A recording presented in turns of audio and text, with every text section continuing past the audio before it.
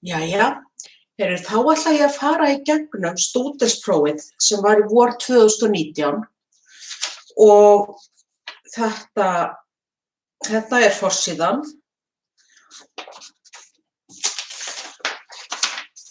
Þetta hér er fyrsta dæmið. Hérna erum við sem sagt með efnahvarf sem við eigum að finna hvarfvermi fyrir út frá þessum hérna 3 efnahvörfum sem eru gefin. Og það sem er best að gera þegar maður er að finna hérna hvernig á að snúa jöfnum og annað til þess að fá þetta hérna lokahvarf út, þá byrjar maður að finna í hvaða efnahvarfi er brennisteinn gefinn. Og það er þá bara í þessu hérna neðsta og það sem að þetta er hvarfefni hérna í þessu hvarfi og hvarfefni í lokahvarfinu, þá þurfum við ekkert að breyta þessu hérna. Þannig að hérna myndum við bara vera með óbreytt. Síðan myndum við að finna hvar erum við með OF2 og það er hér og ekki neinu öðru. Og hérna erum við með OF2. En hins vegar það sem við þurfum að hafa 2, þá þyrfti að margfalda hérna með 2. Og ef maður margfaldar hvarf með 2, þá þarf maður líka alltaf að margfalda hvarfvermið með 2. Þannig að hérna er það sinnum 2. Og síðan er það SF4 og það er bara hér og hér. Þannig að hérna erum við með SF4 hvarfefnamegin en í lokasvarinu þarf að vera myndefnamegin. Fjöldin er hins vegar réttur, þannig að hérna þarf bara að snúa. Og ef maður snýr, þá þarf maður líka að breyta formerkinu, þannig að þetta myndi vera sinnum -1. Og mér þykir yfirleitt best að skrifa þá hvarfið upp aftur, eða hvörfin, með breytingunum. Þannig að hérna myndi ég þá vera sem sagt, að margfalda með 2, þannig að fyrsta hvarfið yrði. Hérna má sjá.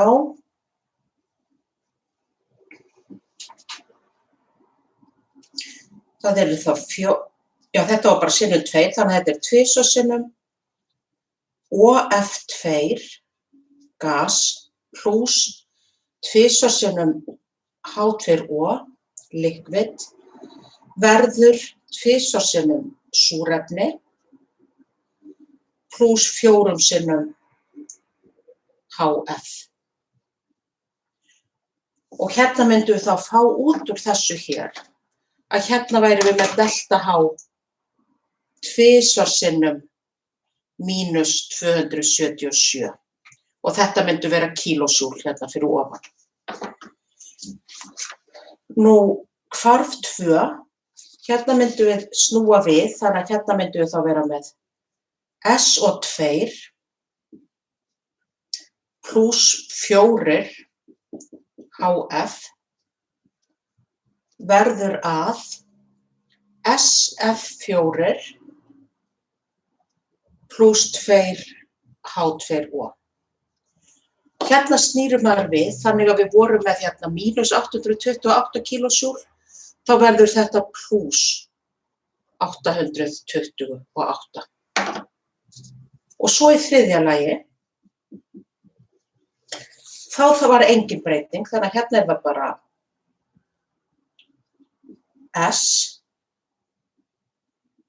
pluss O2 verður SO2 gas og það sem að við hvorki snúum við eða margföldum, þá er þetta óbreytt, -297 kílósjúl.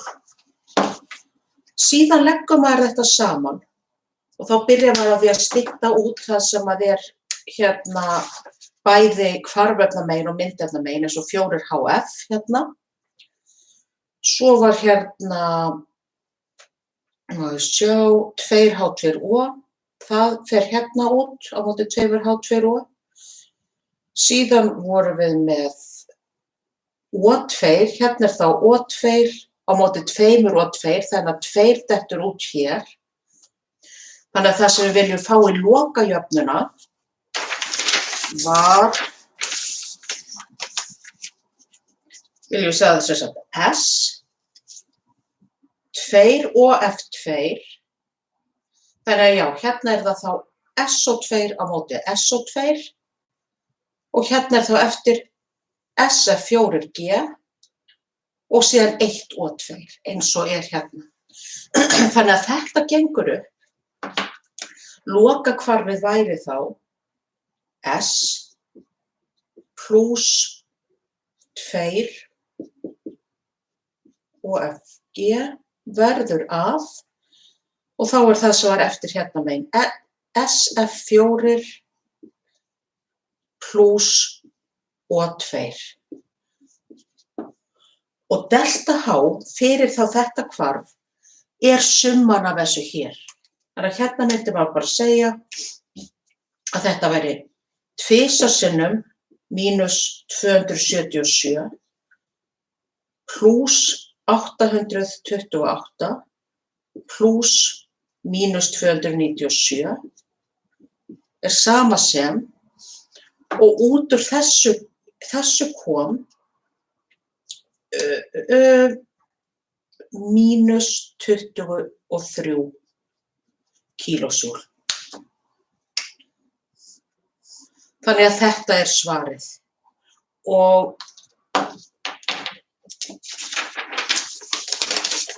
Og vissulega er alveg nóg þegar þið eru búin að finna út hvað gerist og þið eru örugg með að það sé rétt hjá okkur. Þá er auðvitað alveg nóg bara margfalda með 2, margfalda með mínus 1 og leggja þetta svo saman. Þannig að það er ekki ætlast til þess að skrifa þetta allt upp, þó að hérna mér þykir það þægilega. Þá er það næsta dæmi. Þetta var dæmi úr 5. kafla.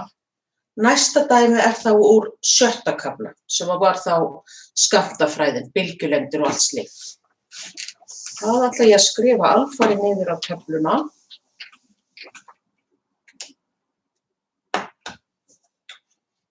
Svona.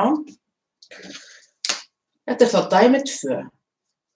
Og hérna er dæmið að rauður leysigeisli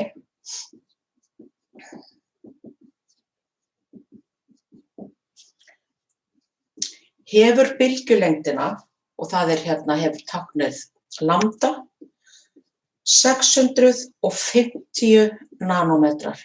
Núna verður maður svolítið að gera það upp við sig sjálfur bara hvort að þetta séu 2 eða 3 marktækir stafir. Ég hef 2 lausnir á prófinu og ég notaði 2 í annarri lausninu og 3 í hinni. Það sem er í fyrsta lagi á að gera er að reikna tíðni ljósgeisla. Reiknaðu tíðni og þetta hérna er þetta ny sem er sem sagt svona eins og skrítið vaff. Hérna myndum við nota formúlublað til þess að finna hvernig þetta tengist saman. Og ég sjá. Hérna erum við með jöfnuna fyrir að hraði ljóssins er sama sem lambda sinnum ny, sem margfeldi af þessu hérna. Þannig að við notum þessa hérna jöfnu að C er sama sem lambda sinnum ny eða bylgjulengd sinnum tíðni, og á formúlublöðunum fáið þið líka gildin fyrir hraðarljós sem er alveg upp í 5 marktækastafi.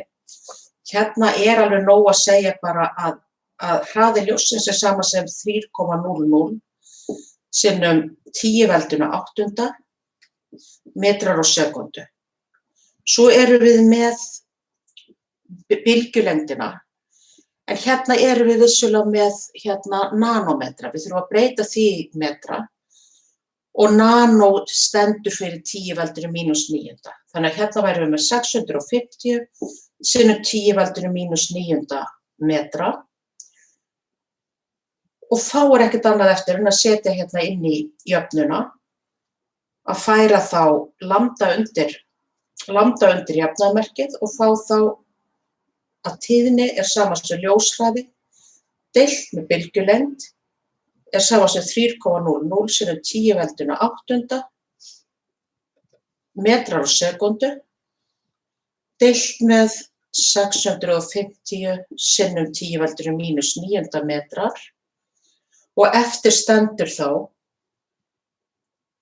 má ég sjá, hérna er ég með 4,62 sinnum 10⁻14 og þetta myndi annars vegar geta verið sekúndur í -1 að því metrar styttast út og þetta er þá fyrir neðan hérna deilingu hér eða neðan strik en S- er líka, það er líka hertz. Þannig að það geti líka verið svarið. 4,62 sinnum 10⁻14 hérna hertz. Og ef að maður valdi að hafa þetta bara hérna 2 marktækistafir, þá væri svarið þá 4,6 sinnum 10⁻14. Síðan, já, og þetta er tíðnin. Síðan er spurt í næstu spurningu fyrir orka 1 móls af ljóseindum sem að hefur þessa bylgjulengd. Við erum hérna með þessa bylgjulengd.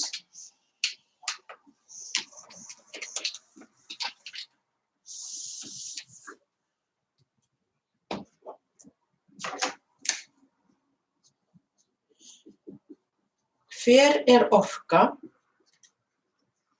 1 móls af ljóseindum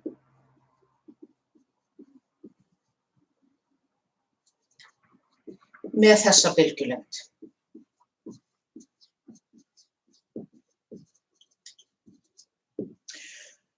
Og hérna notum við jöfnu sem er þá gefin á jöfnublaðinu líka, hvernig orka tengist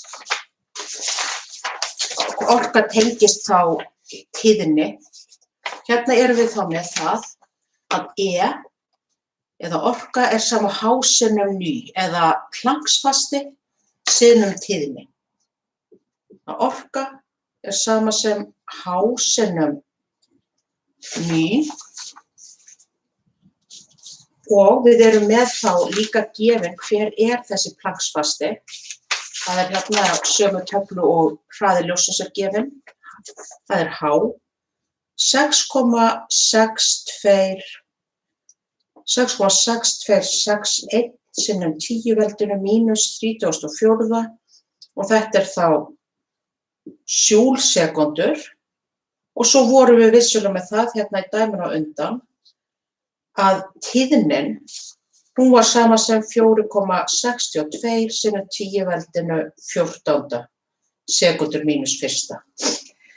Þannig að hérna myndum við vera komin með, þegar maður teinur þetta hérna út, þá væri maður komin með tíðni á hérna orku fyrir 1 ljóseind. Svo erum við náttúrulega með, af því að við erum ekki með 1 ljóseind, heldur 1 mól af ljóseindum, þá notum við Avogadros-tölu að við erum með 6,02 sinnum 10⁻23 og það væri þá ljóseindir á mól.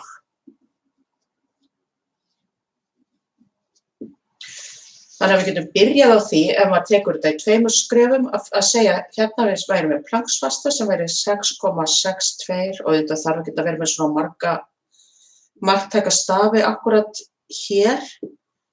4,62 sinnum 10⁻14 S-1, hérna styttist S hvert á móti öðru og júl standa eftir og út úr þessu fáum við 3,06 sinnum 10⁻⁻19 og þetta eru júl og ég set hérna bara undir á ljóseind því við erum að finna fyrir 1 ljóseind. Þó að vissulega þegar maður styttir út hérna í dæminu sekúndur á móti sekúndur, þá er bara júl eftir. En þetta þýðir alltaf að þetta er orka 1 ljóseindar. Og síðan myndum maður geta fundið að í þá 1 móli, þá myndum maður bara margfalda þetta með, sem sagt, Avogadros-tölu. En við getum sagt að við segjum að þetta Avogadros tala, ljóseindir á mól, sinnum þá 3,06 sem 10 veldinu mínus 19. Joule á ljóseind. Og þá getum við stytt hérna ljóseindir út á móti ljóseindir og fengið út 1,84 sem 10 veldinu og þetta væru 5. Og einingin myndi þá vera joule eða joule á mól. Það er verið að svara hver sem sagt orka 1 móls og þá getur maður sagt að það sé svona mörg joule eða sem sagt eða haft mól hérna inn í einingunni. Þetta var þá 6. kafli og síðan kemur þá dæmi úr 7. kafla þar sem er farið að tala jónunarorku.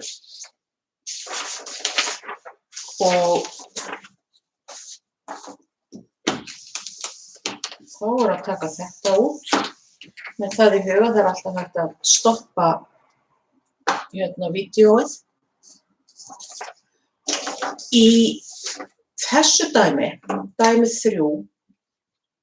þá okkur gefin 4 jónunarorkur. Það sem sagt I1, I2, I3 og I4.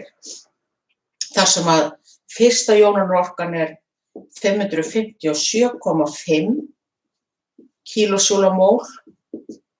Næsta jónunarorka 1816,7 og þetta kilojúl á mól. Síðan 2744,8 kilojúl á mól og að lokum 11.577,5 kilojúl á mól. Hérna erum við sem sagt að sjá það að vissulega, það er verið að skoða eitt atóm sem með þessar hérna jónunarorkur og þetta sem þetta þýðir það fyrir fyrstu jónunarorku það ef maður með eitthvað atóm A og það missir eina rafeind og verður þá A++ E-. Svo næsta jónunarorka, það þá þegar þessi þetta atóm sem búið að taka eina rafeind missir næstu rafeind og verður A2++ E-. Og svo koll af kolli, þannig að það alltaf verið að taka eina rafeind í viðbót. Og reglan alltaf sú að jónunarorka 1 alltaf lægst og þær verða alltaf hærri eftir þessum fleiri rafeindir eru teknar í burtu. Hins vegar þarf maður svona dæmum að leita að hvar stökk. Hérna fara frá 500 upp í 1800, upp í 2700 og svo fyrir við allt upp í 11.000 sem svo næstu því, margföld með næstu því með 10 hérna á milli. Þannig að hérna stökk, óvenju stórt og þetta það sem gefur okkur hérna þá sem sagt þær upplýsingar að rafeind númer 3 ytri rafeind eða gildisrafeind en rafeind númer 4 ytri rafeind. Þannig að rafeind 3 þá ytri rafeind eða gildisrafeind meðan rafeind 4 þá það sem við köllum innri rafeind eða kjarnarafeind það líka kallað. Og hérna maður og í þessu dæmi þá okkur gefið sem sagt nokkur efni og við erum að segja fyrir hvaða atóm myndi þetta hérna passa. Okkur gefið sem sagt natrium, okkur gefið magnesium og ál, fosfór, klór og argon. Og ef maður lítur á lotukerfið, þá erum við hérna með natríum, magnesíum, ál og hérna kísil, fosfór, hvar erum við með þetta, sérst ál, já, svo kemur hérna fosfór, klór og argon. Og það þarf sem sagt í rauninni getum við bara litið á lotukerfið og sagt hvaða atóm það, eins og við tökum til hérna klór. Ef við tökum eina rafeind, þá myndi það að fá sömu rafeindaskipan eins og brennisteinn. Eina rafeind í viðbót, eina rafeind í viðbót. Þannig að hérna er þetta allt gildisrafeindir sem er verið að taka. Sama ef við tökum natríum, að þá væri fyrsta rafeindin, það væri gildisrafeind og þá væri það komið rafeindaskipan neons og síðan væri næsta rafeind þá kjarnarafeind eða innri rafeind. Og það er stórt stökk þar. Hérna er það í rauninni ál. Ál er svo með 3 gildisrafeindir og það væri þá fyrsta jónunarorka sem að tæki burtu fyrstu rafeindina, svo önnur rafeindaorka og þriðja rafeindaorka og þá væri við komið með ál 3+. En síðan ef maður ætlar að taka eina rafeind í viðbót, þá kemur þetta hérna stökk. Þannig að við getum sagt hér að ál er hérna efnið sem að hefur, þetta gengur upp að þess að það eru 3 innri rafeindir og 3 ytri rafeindir og 1 innri rafeind. Og ef maður er óviss þá er líka alltaf hægt að teikna þetta upp með svona reitaskipan. Þar sem að maður skoðar hvernig eru gildisrafeindir í áli. Það er þá hérna erum við með 3s og 3p og svo eina rafeind hér. Og þá myndum við taka burtu fyrst gildisrafeindirnar og þá væri við búið með þær og sem sagt á eftir kæmi þá þessar innri. Ég man það nefnilega í þessu að það voru eiginlega bara sárafáir sem að voru með þetta rétt. Þannig að það er ágætt að maður þarf svona aðeins bara að velta fyrir sér hvað er verið að spyrja og hvaða rafeindir er það sem er verið að taka í burtu. Og talandi svona ytri og innri, þá getur líka verið gott að sjá bara fyrir sér kjarna og sjá fyrir sér þetta bóratóm þar sem við erum með þá að ytri rafeindirnar eru alltaf yst og fyrir ál þá værum við með 3 rafeindir á innsta hvolfi og svo eru hérna þá 8 hér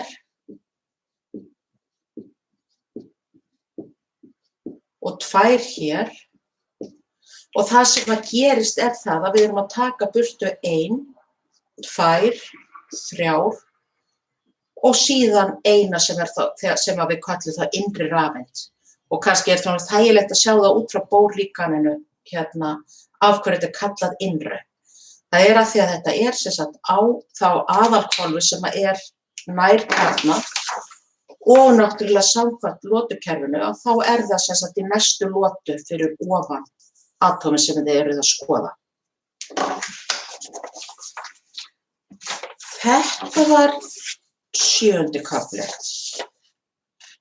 Síðan kemur 8. kafli, þar er dæmi 4, ritaðu allar stöðugar vokbyggingar fyrir NO2- þar sem atómin uppfylla átturegluna. Sýndu formlegar hleðslur atómanna. Og það tekið fram á miðju atómið sé N.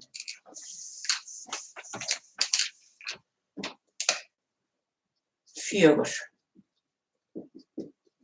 Ritaðu allar stöðugar vokbyggingar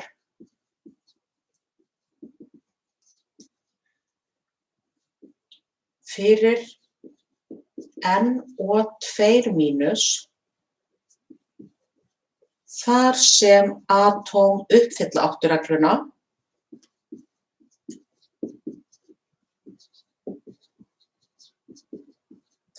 uppfylla átturegluna og þetta hérna er miðatómið og svo líka sína formlegar hleðslur.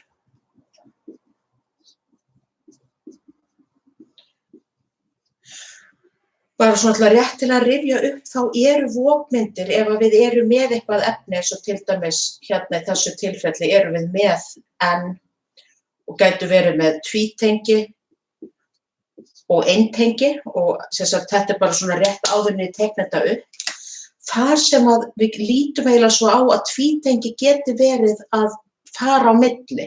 Það sem gerist í raun og veru það að þetta hérna rafeindapar, það fer í það að mynda nýtt tengi hér, en þá vantar hins vegar rafeindapar hér, þannig að þetta hérna tengi rauninni fer hérðan og mynda rafeindaparið. En við lítum bara svo á að þetta sé svona svo rafeindir sem eru að færast á milli. Þetta hérna stundum hægt. Annað að upp á átturegluna, að ef að miðjuatómið í lotu 2, þá getum við ekki verið með fleiri rafeindir en 8 í kringu það, ef þetta miðjuatóm. Öll atóm hérna fyrir neðan hins vegar, þar má hérna fara yfir 8 rafeindir. En hérna erum við þá með hérna sameind og við byrjum á því að finna fjölda gildisrafeinda. Og þá erum við með fyrir nitur 5. Hérna maður bara alltaf að skoða í rauninni hvað eru margar gildisrafeindir og þessi hérna lota heitir 5b. Þannig að maður getur alltaf séð líka fjölda rafeindana skrifaðan á hérna fyrir ofan flokkana. Þannig að við erum með fyrir nitur 5 pluss og síðan 2 sinnum súrefni, 2 sinnum 6 rafeindir og út af þessari hérna mínusleðslu þá bætist við 1 rafeind. Þannig að þetta eru þá 18 rafeindir og síðan byrjar maður á því að teikna upp sameindina sem að væri þá nitur í miðjunni, súrefni til beggja hliða. Síðan byrjar maður á því að uppfylla átturegluna fyrir súrefni. Þannig hérna erum við þá komin með að það er alltaf 2 í hverju tengi, þá erum við komin í allt með 16 og þá fara þessar umfram 2 á nitur, á miðjuatómið. Hérna erum við þá komin með 18 rafeindir, en hins vegar áttureglan ekki uppfyllt fyrir nitur. Það bara 1, 2, 3, 4, 5, 6 rafeindir í kringu það. Þannig að því þarf þá að breyta með því til dæmis að taka þessar rafeindir af súrefni og láta þær verða að tvítengi. Og þá erum við komin með endanlega mynd sem að væri súrefni, nitur, tvítengi, súrefni og svo eru þá bara 2 rafeindir hér. Fyrir þegar við erum í svona mínusleðslu á sameind, þá setjum maður hornklofa líka utanum og mínusleðsluna hér. Eða sem sagt, það allavega svona ein reglan. Og síðan getum við fært tvítengið yfir hingað, þannig að hin hérna vokmyndin væri þá 2 rafeindapör hér, N og svona. Þá getum við litið sem svo að rafeindapar hérðan fari hingað og myndi tengi. Við það orðið of margar rafeindir kringum nitur.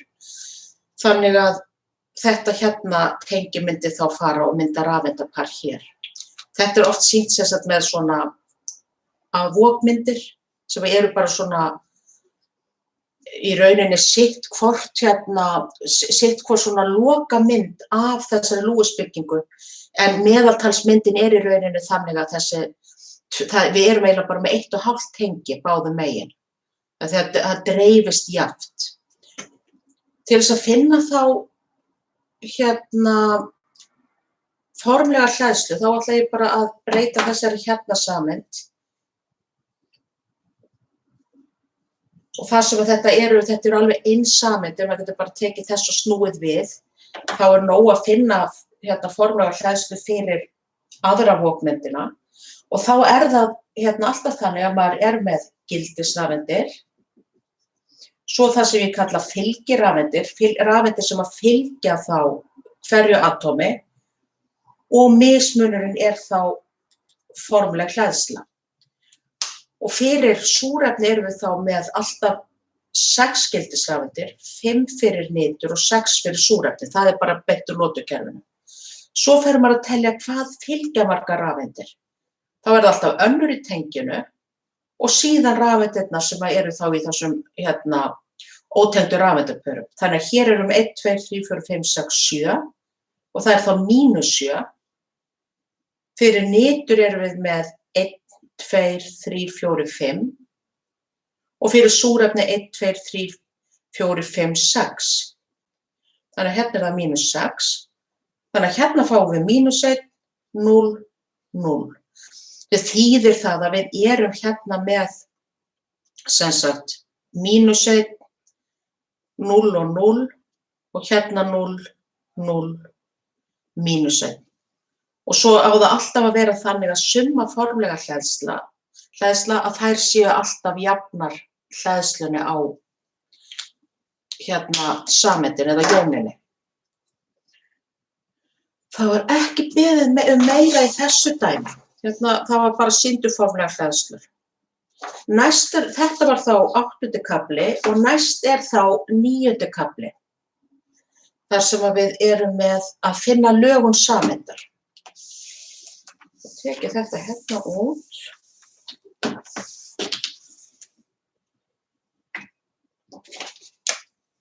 Þetta er dæmi 5. Og þetta er sem sagt að finndu lögun sameindarinnar og þarna erum við með eðalgastegund, xenon og 4 flúoratóm. Og þetta hérna er miðjuatómið og í þessum dæmum er alltaf beðið það að teikna fyrst Lewis-mynd, síðan að sýna hver er afstaða rafeindasvæða, það er í rauninni hvernig raðast ótengd rafeindapör og tengi í kringum miðjuatómið. Þannig að það við köllum þetta lögun rafeindasvæða.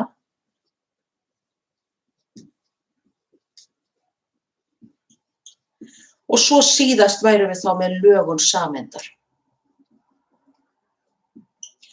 Í svona dæmi þá er líka gjarnan spurt hvort að sameindin sé skautuð eða óskautuð í lokin.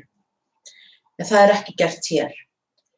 Hérna byrjum við á því og þetta man ég líka að það voru margir sem að sögðu að því að xenon er auðvitað eðalgastegund og maður náttúrulega þekkir það að þær hvarfist helst ekki en það eru gildisrafeindir sem taka þátt í efnahvörfum. Að þá voru margir sem að völdu það að segja að það hefði enga gildisrafeind. En þær hafa náttúrulega þessar ytri rafeindir, við teljum það vera og xenon er þá með 8 gildisrafeindir. Þannig að við myndum byrja á því að finna út hversu margar gildisrafeindir við erum með til að búa til þessa Lewis-mynd og það er þá 8 plus 4 sinnum 7 fyrir þá flúor og þarna erum við þá með 36 rafeindir. Og svo byrjar maður á því að teikna Lewis-myndina sem er þá miðjuatómið og síðan þessi atóm sem tengjast inn á það. Hérna erum við þá komið þegar með 8 rafeindir í tengi. Síðan uppfyllir maður 8 regluna fyrir flúor, þessi tengiatóm. Og hérna erum við þá komin með 32, þess að 4 sinnum 8, 32, en við erum með 36. Og þá bætir maður þessum 2 auka á miðjuatómið. Og hérna erum við sannarlega komin niður fyrir þessa aðra lotu, þannig að við erum með þessa undantekningu og það mega vera fleiri en 8 rafeindir í kringum miðjuatómið. Sem hérna í þessu tilfelli eru 1, 2, 3, 4, 5, 6, 7, 8, 9, 10, 11, 12. Hvorki meira en minna. En þetta er Lewis-myndin og það er það ágætt að líta líka á það hvað erum við með mörg rafeindasvæði hérna í kring. Og þá er sem sagt hvert tengi 1 rafeindasvæði, þannig að við erum með 4 tengi Og hvert ótengt rafeindapar sem sagt eitt rafeindasvæði. Að við erum með 2 ótengd rafeindapör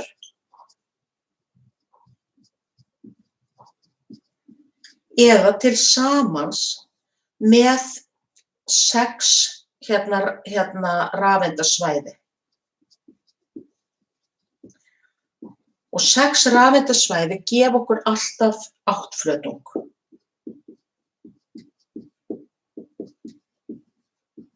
Og þá ef við það grunnmyndina, ef við erum hérna með xenon, þá grunnmyndin þessi hér að við erum með, ég ætla ekki að skrifa neitt, heldur bara að sýna hvernig tengin liggja, út úr plani, inn í plan, út úr plani og inn í plan. Þannig að við röðum þessum rafeindasvæðum svona í kring og það eru 90 gráðu horn hérna alls staðar á milli. Það sem ég að reyna að teikna sem sagt þá að það séu svona 4 tengi eða rafeindasvæði í planinu, svo kemur 1 upp úr og svo náttúrulega kemur 1 undir. Og ef við myndum síðan klæða þetta með efni, þá værum við komin með 8-flötung. Það sem að þarf að passa hér það að rafeindasvæði, þau taka meira pláss heldur en tengi. Sem sagt ég ekki rafeindasvæði heldur ótengt rafeindapör. Þau taka meira pláss sem þýðir það að þau þurfa alltaf að vera hvert á móti á öðru. Geta ekki verið sett annað hér og hitt hér. Þau velja það að vera þá eins langt frá hvert öðru svo hægt Þannig að ég set þau hérna á endana og svo þá bara flúor hér á. Þetta þá 8-flötungur. Lögum sameinda, þá í rauninni dregur maður bara ótengdu rafeindapörin að og segir sem sagt að xenon og síðan myndi ég geta bara haldið myndina óbreyttri, bara haldið sér tenginu eins og ég teiknaði hérna myndina á undan. Svona. Hérna erum við bara með þá þessa lögun. Þetta bara í plani og 90 gráðu horn á milli. Þannig að vissulega líka hægt að teikna þetta bara sem xenon og síðan alveg eins og pennarnir hér og alltaf og við erum með 90 gráðu horn. En láta rafeindapörin sjást líka. Þetta það sem við kallum ferningslagar. Þannig að ég ætla að skrifa það hér, ferningslaga. Ef að það væri spurt hvort að þessi sameind væri skautuð, þá þumalputtareglan sú að alltaf ef að flúor tekur þátt í samgildu efnatengi, þá erum við með skautatengi. Það lang rafsæknasta efnið í notukerfinu. Og þá, ef við horfum á þessa mynd, tek þessa í burtu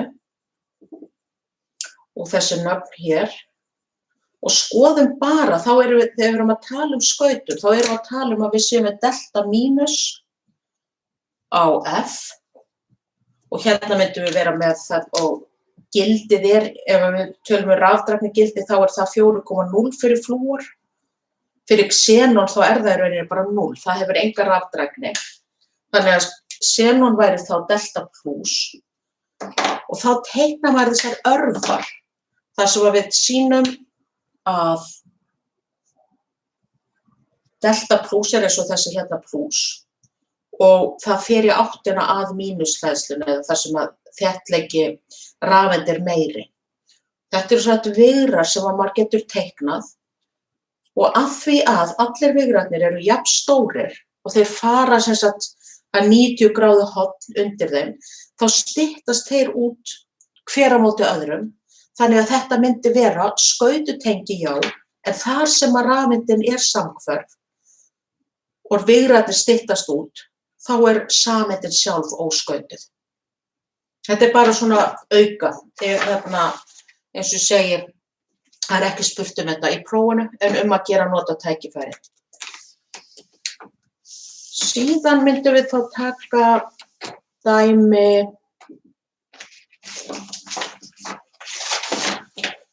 6. Hérna erum við komin í 10. kafla. Það sem sagt, gaslögmálið. Dæmi 6. Hérna erum við með 7,7 millilítrar af niturmónoxíði. Þeim var safnað yfir vatni. Það skiptir máli að ef að það yfir vatni þá skiptir það máli af því að þá kemur gufuþrýstingur vatns líka inn í þetta. Og hérna erum við þá með 25 gráður á Celsius og 1 atmosféru. Og síðan þetta sem sagt, þetta gerir sem sagt efnahvarfið. Það sem þetta gerist að við erum með 2HNO3, sem sagt saltpéturssýra, pluss 3 koparatóm, eða 3 mól af kopar, pluss 6H+, gefa, og þetta þá 2 NOG, pluss 3 koparjónir hérna, og svo hérna neðst pluss 4 H2O.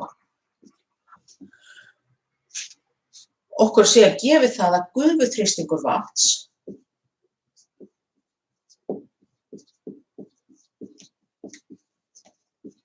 hann 23,8 torr við 25 gráður Celsius.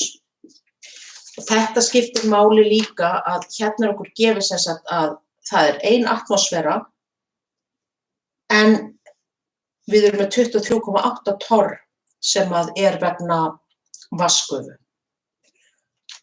Og það sem speðið það sem sagt hversu mörg grömm þurft að byrja með af kopar. Hver hérna massi? Það þá í grömmum, séu í upphafi.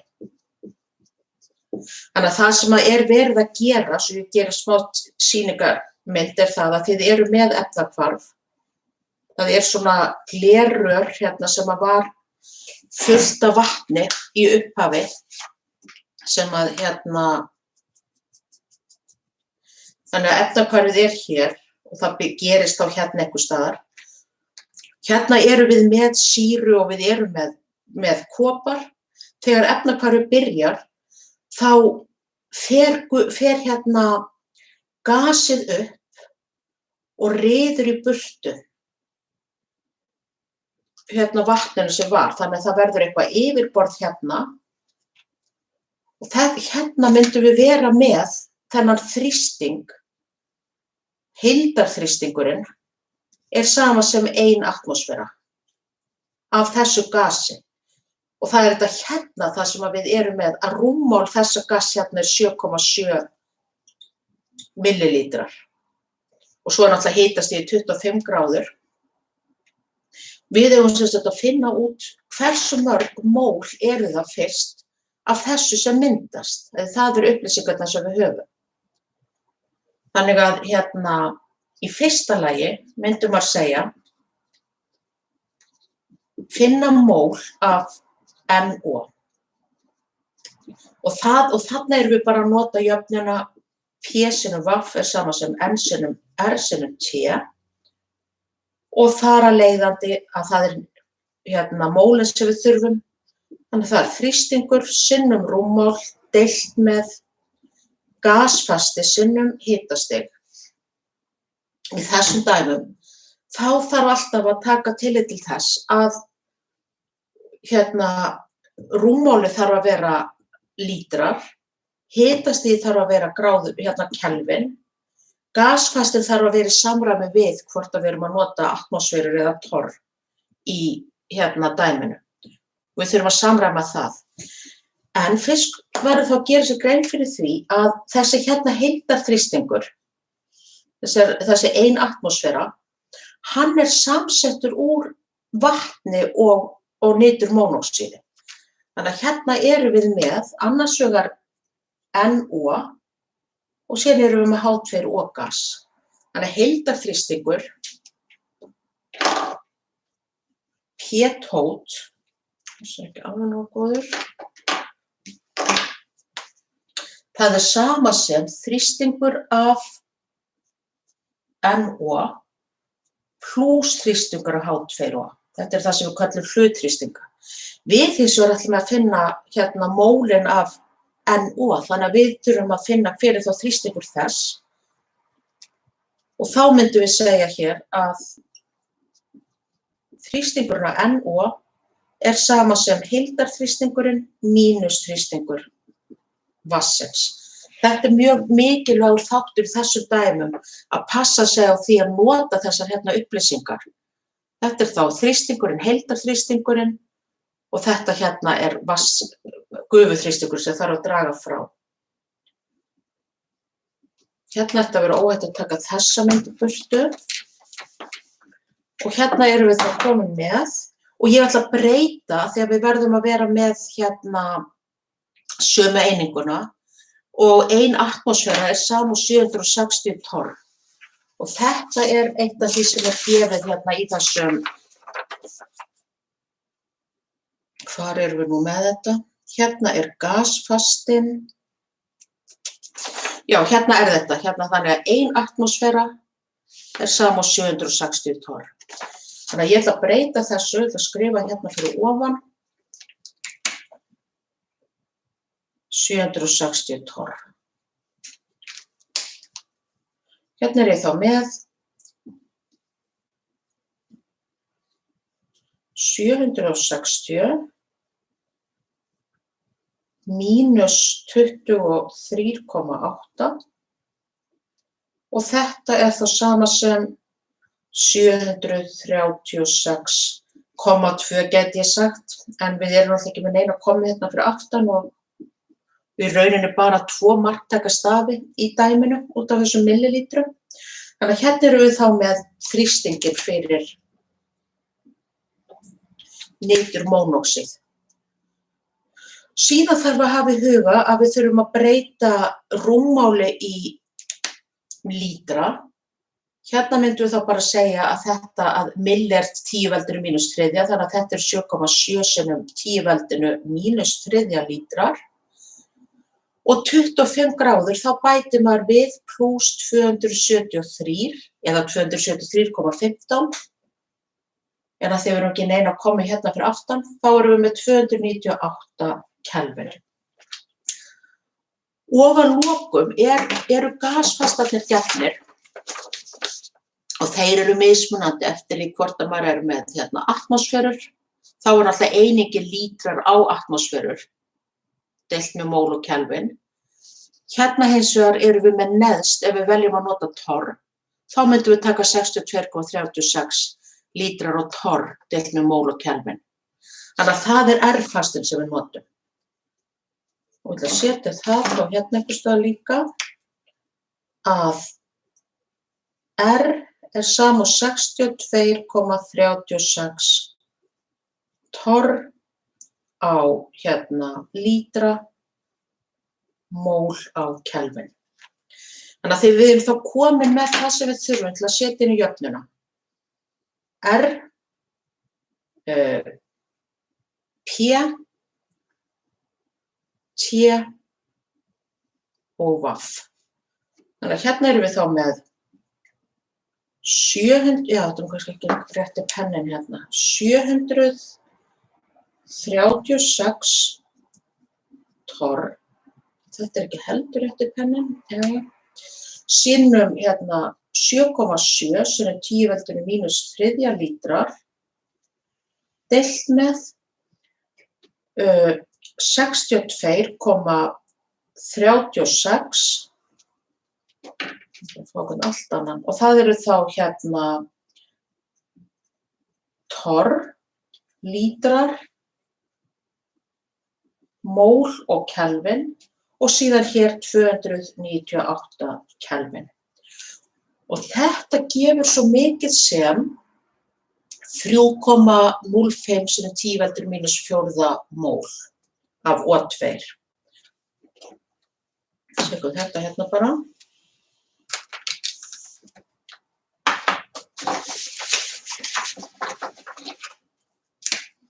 Sama sem, það var það 3,05 sem 10 veldur mínus fjórða mól og það þá NO. Og afgangurinn af dæminu sem ég ætlaði þetta að klára, þá það að við erum komin með mólin af NO. Við þurfum hins vegar að finna mól af kopar til þess að geta fundið út hversu mörg grömm hann. Þannig að maður þarf alltaf að passa sig að klára dæmin. Þá ætla ég þá að taka burtu allt nema þá þarna neðstu töluna. Leyfi mér að taka burtu þarna endan af jöfnunni líka. Þá væri hérna næsta skref að finna mól af kopar. Og þá notum við þetta mólhlutfall að við erum með 3 mól af kopar á móti 2 mólum af NO. Þannig að hérna notar maður mólhlutfallið. Svo þá að mól af kopar sama sem mól af NO sinnum þá mólhlutfallið sem eru þá að þau eru losna við nitur mónoxíð, þá það 2 mól af NO fyrir neðanstrik, 3 mól af kopar fyrir ofanstrik og þetta þá 3,05 sem 10 veldur mínus fjórða mól sinnum 3 aðrir sem að gefa okkur þá 4,58 sem 10 veldur mínus fjórða mól kopar. Þar með hérna, erum við komin mólin og svo þetta hérna sem að auðvitað telst þetta hérna til svona efni úr fjórða bekk að finna mól og hérna mólmassa og allt það. Í lokin erum við þá komin með að finna massa og þá það samkvæmt því að massi sama sem fjöldi móla sinnum mólmassa. Og auðvitað eru þessi hérna formúla alltaf gefin hérna sem, ég ætla að vona sér gefin, hérna að N, sem sagt mól, sama og M deilt með stóra N, massi deilt með mólmassi. Og svo möndlar maður með það. Og þetta sama sem, og við erum með mólin, 4,58 sem 10 veldur mínus fjórða mól. Og svo erum maður bara með lotukerfið þetta fyrir mólmassa kopars sem 63,55. Og það þá gramm á hvert mól af kopar og út úr þessu koma 0,029 gramm. Og hérna ég bara með 2 marktakastafi að við byrjuðum hérna með 2 marktakastafi. Þannig að þetta lokasvarið, 0,029 gramm. Og það sem sagt, það þarf líka að passa marktakastafina í þessu prófi. Já, þá það kafli 11, dæmi 7. Hérna erum við að skoða hérna 5 mismunandi lífræn efni og meta það hverjir eru millisameindakraftarnir og hvernig raðast þau þá eftir suðumarki. Þá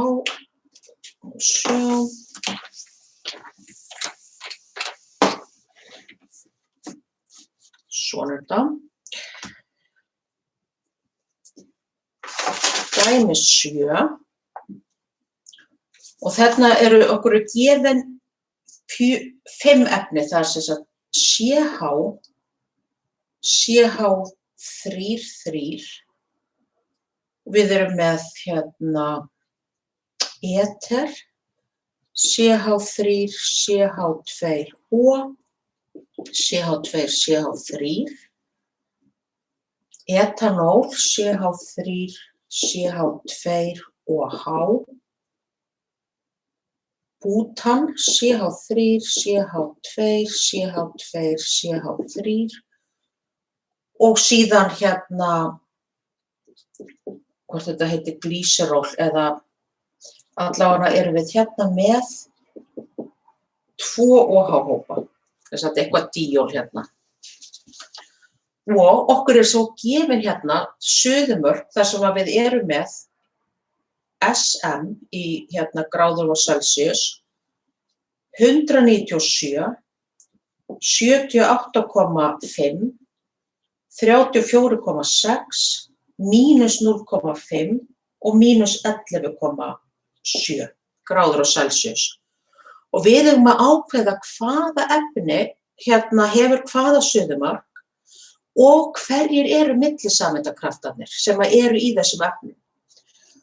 Og við höfum úr hérna 3 millisameindakraftum að moða og það hérna, við erum með London-krafta. Það eru hérna þetta sem að þeir eru alltaf til staðar, bæði hjá skautuðum og óskautuðum sameindum. En það skiptir máli að hérna, ef við erum með óskautuðar sameindir, þá þetta einu kraftarnir sem eru til staðar. Síðan erum við með skautunarkrafta.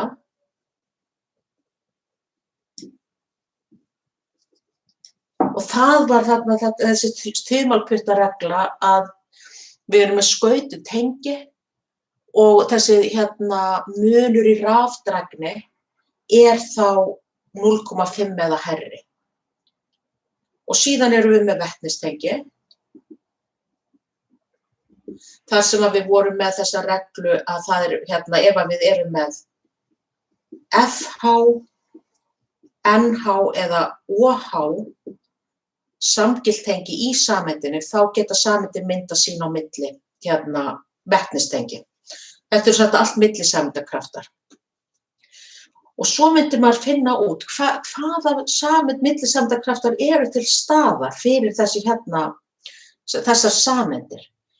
Hérna erum við með OH-hóp, þannig að við erum með vetnistengi. Við erum alltaf með hérna London-krafta, þeir eru allstaðar. Og síðan erum við með skautunarkrafta líka, af því að við erum hérna með delta mínus og delta plus á þessu CO-tengi. Þannig að við getum sagt, hérna erum við með þá sameind sem er með hæst suðumarkið, af því að við erum með, og vettistengin eru sterkust, þannig að maður byrjar alltaf að býtu, er ég hérna einhvers staðar með OH, FH eða NH? Hérna eru þið með efni þar sem þið eru með OH-hópa. En þar sem við erum með 2 hérna hydroxíðhópa hér, þá myndi þetta örugglega vera það sem við erum með hæsta suðumarkið. Þetta getur myndað fleiri vetnistengi heldur en þá þessi sameind. Þannig ég ætla að setja hérna efst. HO, CH2, CH2, OH. Og hérna erum við náttúrulega með London. Við erum með skautun, þó það skiptir sjálfur ekki miklu máli hér, skautunarkrafta, og svo erum við vetnistengi sem aðalmálið. Og þá myndum við taka að næsta efni væri þá etanól, þar sem við erum með hérna London-krafta, þið getur alltaf byrjað á að segja þeir séu allstaðar. Og síðan erum við með á sama hátt skautun og vetnistengi. Einu munurinn hérna vetnistengi sinnum 2 og hérna vetnistengi sinnum 1. Síðan erum við komin hérna með þennan diethylester sem kallaður Hérna eru þið með, og það ágætt kannski að rifja upp, að við erum með eins og við munið að vatn hefur þessa hérna byggingu. Þar sem að við erum þá með delta mínus á O og delta plus á vatni, og þetta vissulega skautuð hérna sameind, við erum með skautuð tengi og við erum með hérna ósamhverfa sameind. Sama gildir með hérna þennan eter, að súrefnisatómið sem hérna í miðjunni, að þessir hópar tengja svo inn á það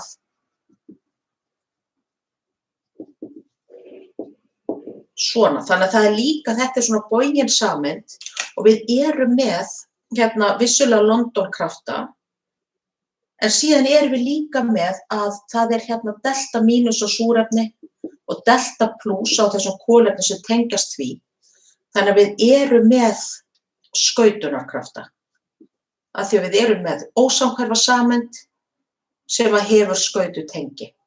Það væri annað ef að þetta væri línuleg sameind og það myndi styttast út kraftarnir.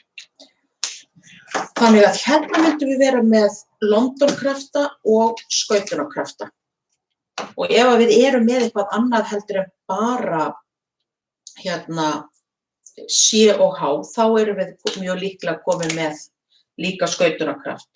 Hérna erum við þá með CH3, CH2 og CH2, CH3 og hérna væri það þá London og skautunarkraftar. Svo í þessum hérna síðustu, já þess er þá komin hér, þessum tveimur síðustu, þá erum við með nákvæmlega sama mólmassa, við erum með jafnþung atóm, hérna þungasameindir, við erum sem sagt með 4 kolefni og 10 vetni. Hérna er það sem það er bara London-kraftar sem skipta máli hér. En hins vegar erum við með þessa lögun að ef við erum með keðju á kolefnisatómum og erum að skoða hérna 2 sameindir, þá er meira yfirborðsflatarmál á sameindinni, þannig að hún getur sem sagt hérna tengst næstu sameind með millisameindakröftum eða London-kröftum á öllu þessu hérna yfirborði. Ef við hins vegar erum með hérna CH og svo er þetta hérna CH3, CH3, CH3, að hérna erum við komið svona kúlulögun og snertiflöturinn við aðra eins sameind er minni. Þannig að lögunin skiptir máli þegar við erum með bara London-krafta, lögun og síðan mólmassi. Og hérna myndi þá bútanið vera með aðeins hærri mólmassa heldur en, aðeins hærri hérna suðumark heldur en hérna, síðan þetta er ekki tert bútil væntanlega. Þannig að hérna erum við með CH3, CH2, CH2, CH3. Hérna erum við bara með London, en við getum sagt að sé meiri eða sem sagt stærri snertiflötur hreinlega.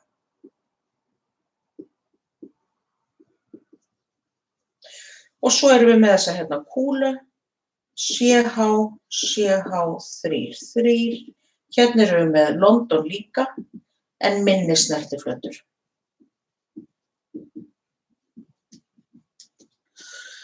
Þannig að já, hérna erum við þá og þar með erum við búin að raða þá í þessa hérna röð. Þannig passið ykkur bara, vetnistengi skipta mestu máli, síðan skautunarkraftar og síðan London-kraftar þegar við erum að tala suðumark. Já, þá er komið að hraðajöfnu. Þá erum við komin í kafla 14. Það var svona 11. sem við vorum að klára.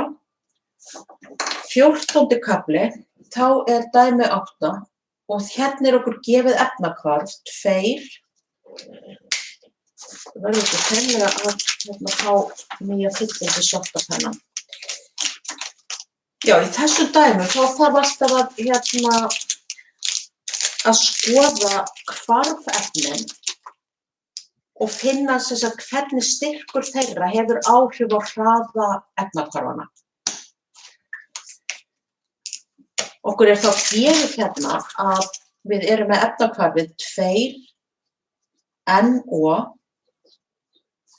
plus O2 gefur 2NO2G.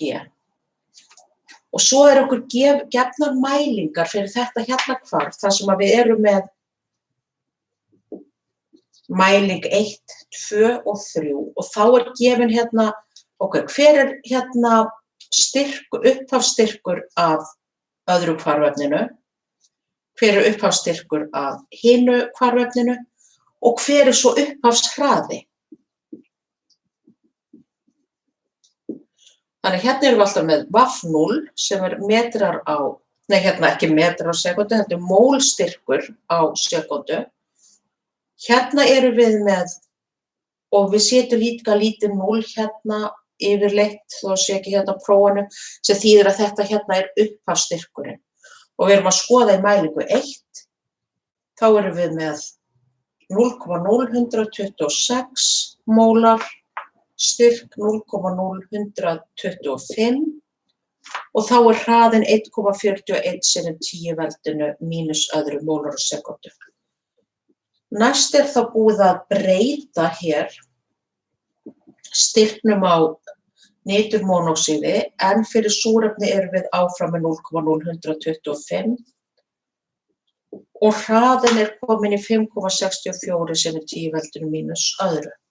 Og síðasta mælingin, þá þetta hérna óbreytt, 0,0188, 8,48 sinnum 10 veldinu mínus öðru. Þetta þá það sem okkur gefið í dæminu. Og það sem við eigum að gera að finna hraðalögmálið og það þá samkvæmt þessari hérna jöfnu að upphafshraði sama sem einhver hraðafasti K sem háður hitastigi og maður þarf alltaf að gefa einingar fyrir. Sinnum upphafsstyrkurinn af öðru hvarfefninu í veldinu X, sinnum upphafsstyrkur af hinu hvarfefninu í veldinu Y. Og maður byrjar á því hérna í A, þá spurt hvert hraðalögmálið og þá reglan svo að finna sambandið á milli hraða og þessara hérna X og Y gilda. Þannig að við erum að finna hérna hver veldisvísirinn fyrir styrk á NO og hver veldisvísirinn fyrir styrk á O2. Þetta eftir því hversu mikið breytist þá hérna styrkurinn, hversu mikil áhrif hefur það á hraða. Og þá það þessi regla sem hefur verið hægt að nota, þar sem við margföldum, eða sem sagt finnum 2 mælingar, þar sem það breytist styrkurinn á öðru hvarfefninu en ekki á hinu. Þannig að hérna til þess að finna X, þá myndum við bera saman hvernig breytist hraðinn við það að hérna styrkurinn á NO tvöfaldist. Og síðan myndum við þá í seinna tilfellinu segja, hérna ég með fast hérna, enga styrkbreytingu fyrir NO, en hins vegar breytum hérna O2. Og hvernig breytist hraðinn þá, til þess að geta fundið þá X og Y. Þetta alltaf gert með því að setja þetta upp sem í svona hlutföll, þar sem þægilegt að vera með þá minnitöluna fyrir neðanstrik. Þannig að hérna þegar við finnum X, þá erum við að tala mælingu 1 og 2, þá myndi ég segja að styrkurinn hér í 2, 0,0252, deilt með 0,0126 í veldinu X þá sama sem, og þá það þessi hérna 2. Passa bara að það sé þá mæling 2 fyrir ofanstrik í báðum tilfellum, 1,41 sinnum 10 veldinu mínus öðru. Og hérna fáum við út að 2 í veldinu X sama sem 4. Og þá veit maður það, 2 í 0 bara 1, 2 í fyrsta 2, 2 í öðru 4. Þannig að X væri sama sem 2 hér. Og svo skoðum maður hlutfallið með tilliti til Y. Þá myndum við taka þessi hérna 2 gildi, 0,0126 188, deilt með 0,0125 í veldinu y sama sem, og hérna var þá hærra gildið fyrir ofan, 8,48 sem 10 veldinu mínus öðru, deilt með 5,64 sem 10 veldinu mínus öðru. Og hérna fáum við það að við fáum að 1,5 í veldinu y sama sem 1,5. Þannig að maður má ekkert láta sig bregða þó að fáum ekki endilega heila tölu út, heldur bara hver þá munurinn á þessum hérna tveimur gildum. Og hérna myndi þá y vera sama sem 1 til að þetta gangi. Og þar með erum við komin með hérna svarið í lið A, sem var sem sagt hver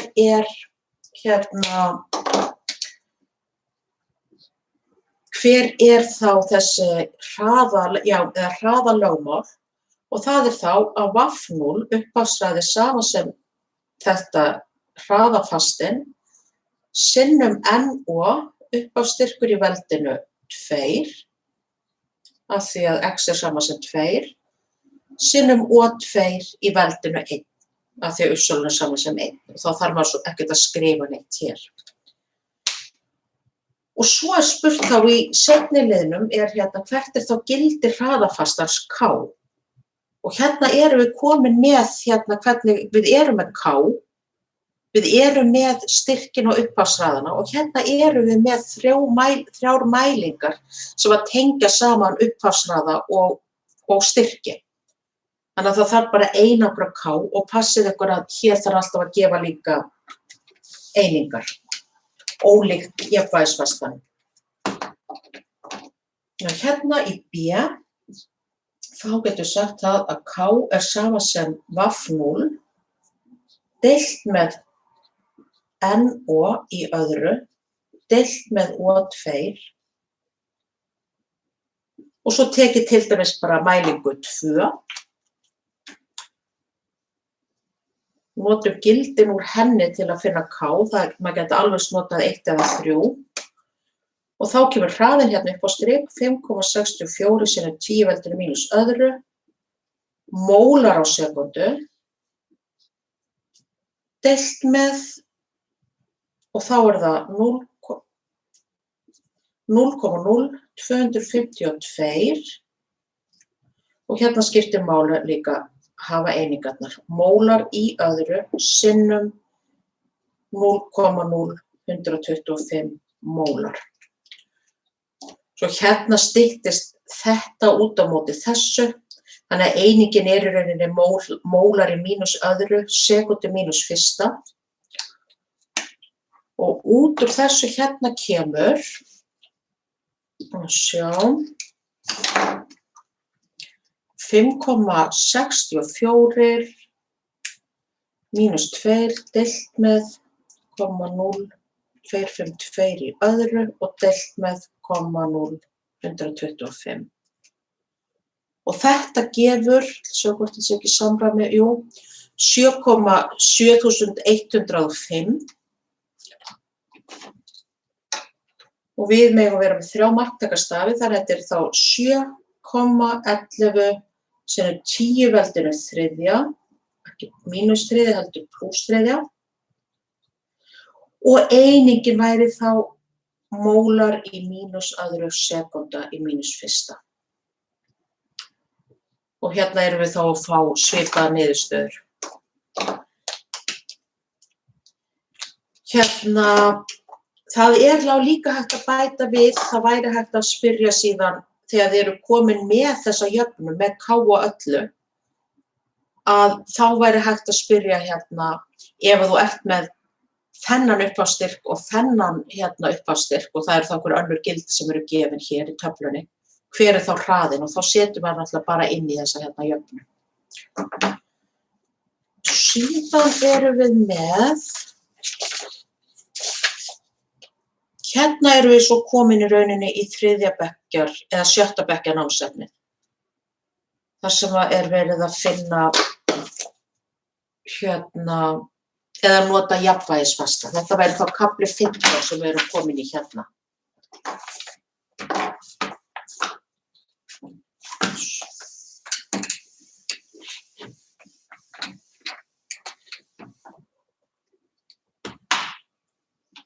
Dæmi 9. Þarna erum við með að við erum með við 300 Kelvin er Kp, og alltaf þegar gefið P þá þýðir það að við erum með þrýsting, er 24,8 og þetta er náttúrulega engar einingar að jafnvægisföstum fyrir hvarfið. H2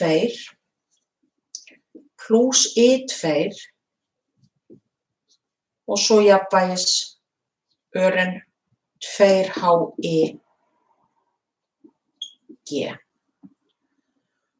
Og hérna, svo er gefið að við erum með hérna, ef 1,0 mól af H2 og 1,0 mól af I2 eru sett í, og þetta er þá 5 lítra ílát. Hver er hlutþrýstingur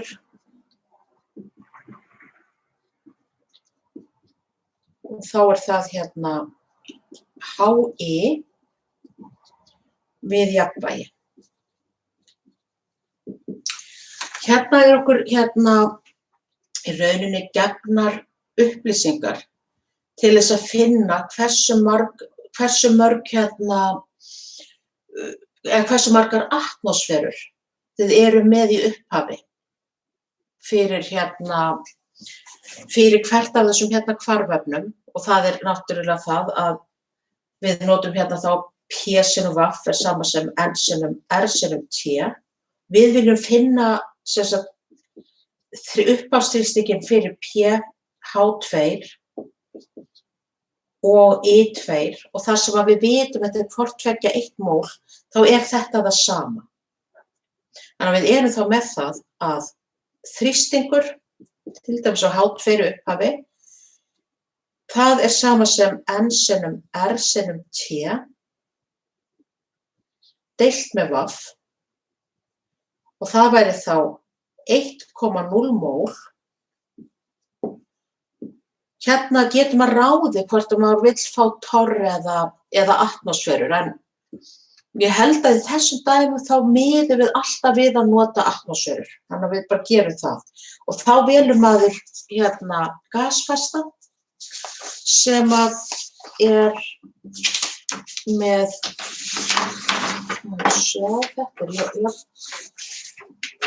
þá myndum að velja gasfasta þar sem atmosférur eru hérna einingunni, þannig að það er 0,08206. 0,08206 og þetta eru hérna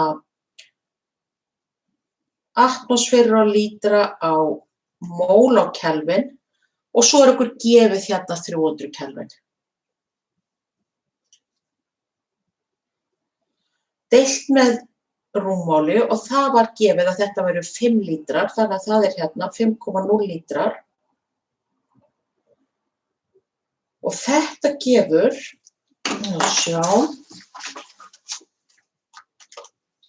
0,08206 sinnum 300 deilt með 5. Þetta fáið þá 4,92 atmosférur. Þetta er það sem við byrjum með.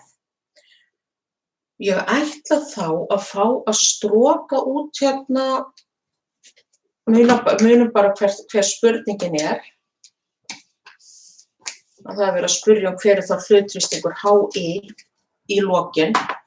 Hérna getum við að líta svo að við séum hérna með upphaf, breytingu og jafnvægi.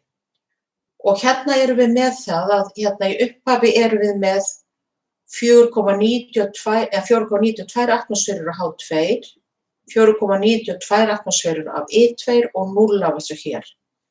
Síðan það mínus x, pluss 2x og svo þetta þá 4,92 mínus x, 4,92 mínus x, 2x. Og hérna, að sjá.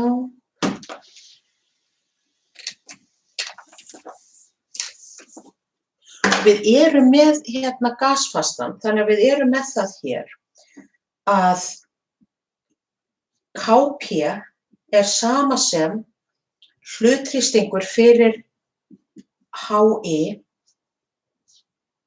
í öðru veldi deilt með hlutþrýstingurinn af H2 sinnum hlutþrýstingur af I2. Þetta sama sem 2x í öðru deilt með, og hérna erum við þá með 4,92 mínus x í öðru og það sama sem 24,8. Hérna getum við byrjað á því, hérna til að gera reikningana þægilega, taka bara kvadratrót af þessu öllu. Bara taka burtu annað veldið og getum þá sagt það, hérna segjum hérna kvadratrót.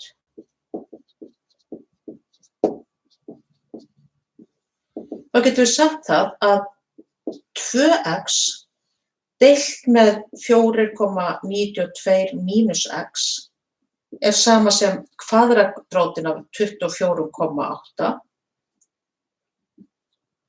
og þar af leiðandi að 2x sama sem kvadratrótin af 24,8 sinnum 4,92 mínus x. Og út úr þessu, svo maður hérna, sjá, x sama 0, já, í þessu dæmi, maður sjá,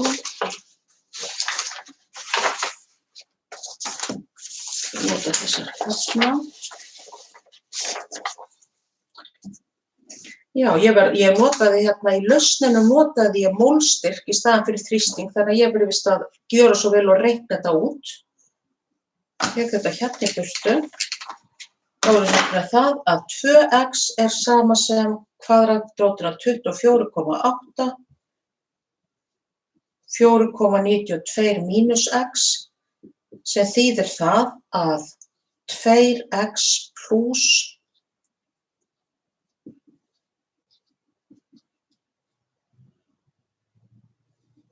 24,8 sinnum 4,92. Þá getum við reiknað þetta út, sem sagt 2 pluss 24,8.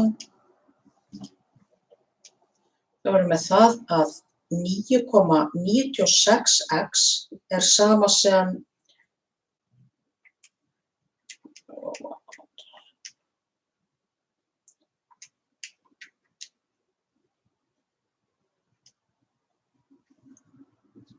11,04 eða bara 0. Þar af leiðir að x sama sem þetta deilt með 9,96. Og það þá 1,11 og það væru atmosférur. Og þegar maður búinn að finna x-ið, þá sem að maður valdi það að breyta sér mólstyrk eða ekki, en hérna þegar maður getur alltaf breytt Kp í Kc, þá erum við með það að hlutþrýstingurinn fyrir Hi, hann sama sem 2 sinnum x. Við vorum búin að finna x, þannig að það þá 2 sinnum 1,11 atmosférur. Eða 2,22. Hafi ég reiknað þetta rétt, en allavega aðferðin rétt. og sjá. Síðan erum við með, já, næsta dæmi þá Le Chatelier. Þegar við förum svona fram og tilbaka, í hvaða átt gengur efnahvarf. Erum við þá með, og þá erum við komin yfir í, það líka kafli 15, dæmi 10. Þá okkur gefið það að við erum með metanól, CH3OH, gas, plus H2O, CO2 plus 3H2G og það gefið í þessu að delta H plus 49,5 kilojúl. Hér þar ágætt að byrja á því að það spurt hvað gerist ef að hiti lækkaður. Að ágætt að byrja því að hugsa, þetta hvarf innvermi, það kostar orku, þannig að það orka megin. Svo erum við spurðum það verið að breyta einhverju þáttum í efnahvarfinu og svo verið að spyrja í hvaða átt gengur það þá. Og við erum að tala stefnu, hvarfs, við erum að tala hvað gerist með styrk, CH3OH. Ég seti þetta núna í rétta röð, en það var á prófinu þá var CO2 fyrst og síðan hvarfefnin og svo það K, hver breytingin þar. Það að styrkur CH3OH minnkaður. H2 bætt við, eða styrkur H2 aukinn, og síðan það að hiti lækkaður. Þetta eru þessar 3 breytingar sem eiga sér stað. Og spurning, hvað gerist þá í efnahvarfinu sjálfu? Ef að styrkur af þessu hvarfefni minnkaður, þá þarf efnahvarfið að lagfæra þessa breytingu með því að ganga í átt til hvarfefna. Þannig að það getur alltaf sagt að stefna sé þessi hér og það ljóst að þegar var verið að lækka styrkinn þá handvirkt, þá lækkar hann. En vissulega við það að hverfi gangi þangað þá hækkar hann aðeins aftur. Styrkurinn af H2O, hann hækkar, en fyrir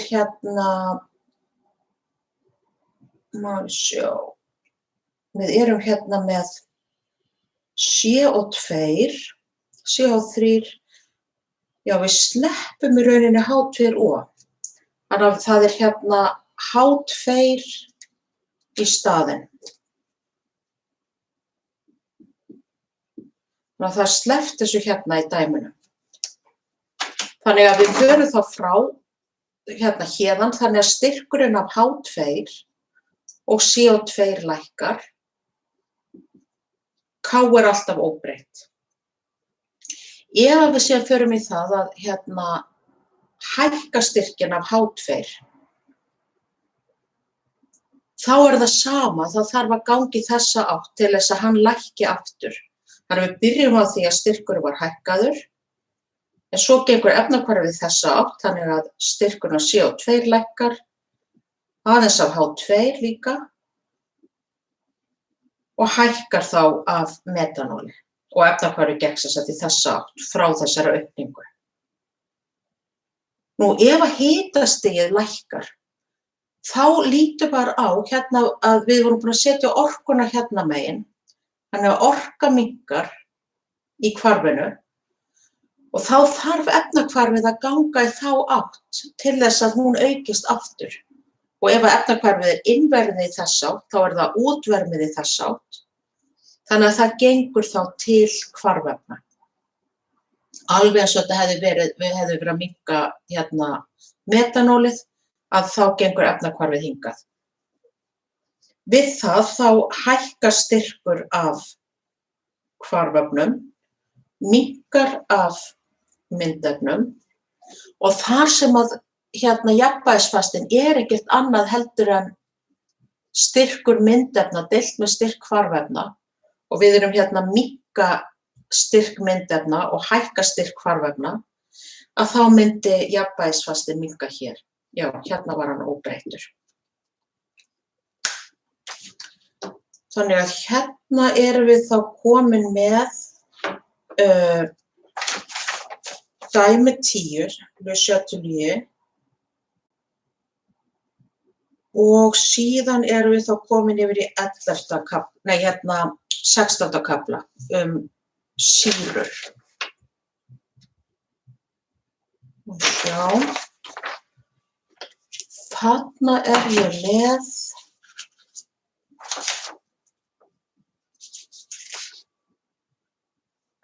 allavega, jú.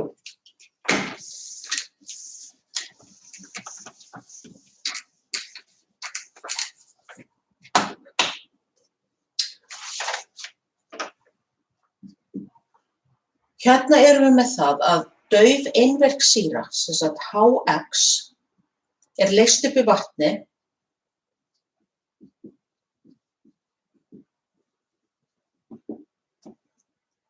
og uppástyrkur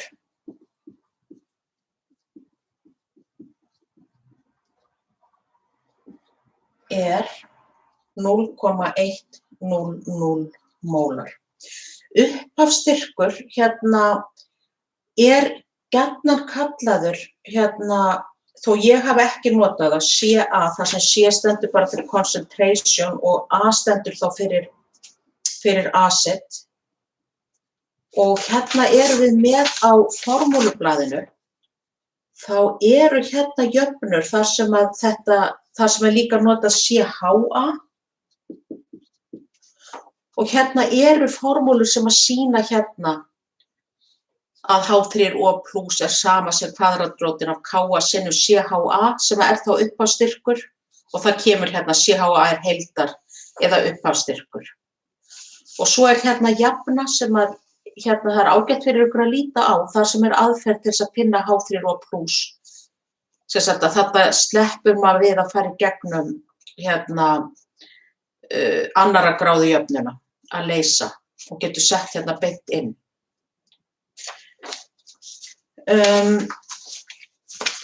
Myndum við vera með, já, þetta upphafsstyrkurinn og svo gefið að í jafnvægi pH sama sem 2,9 og spurningin hvert Ka-gildið. Í þessu dæmi þá setur maður upp að því þetta dauf sýra. Þá klofnar hún upp í H+ og X-, sem sagt tilsvarandi basa. Það tekið fram þetta sem sagt dauf sýra, þannig að það engin hætta því að þetta að klofna 100%. Svo erum við með styrki upphafi sem 0,1 mólar. Og svo okkur gefið hver styrkurinn í jafnvægi. Af því að við erum með H+0, sem þýðir í rauninni náttúrulega að styrkur H+ í vatni alltaf 1 × 10⁻⁷ í hlutlausri lausn. En getum við fundið út hver þá styrkurinn H+. Og það alltaf 10⁻⁻pH. Þannig að myndum við þá fá að styrkurinn 1,3 × 10⁻³ mólar. Og það þá þetta gildi sem kemur hér. Sem þið finnið þá sjálf út. Og þetta væri þá sama gildið, þetta væri þá plus 1,3 sem 10 veldur mínus þriðja, plus 1,3 sem 10 veldur mínus þriðja, því það myndast alltaf jafn mikið af x mínus. Hérna værum við þá með mínus 1,3 sem 10 veldur mínus þriðja. Eða 0,100 mínus 1,3 sem 10 veldur mínus þriðja. Og þegar maður komin með þessa hérna styrki, þá ekkert annað eftir en að stinga þessu inn í jafnvægislíkinguna.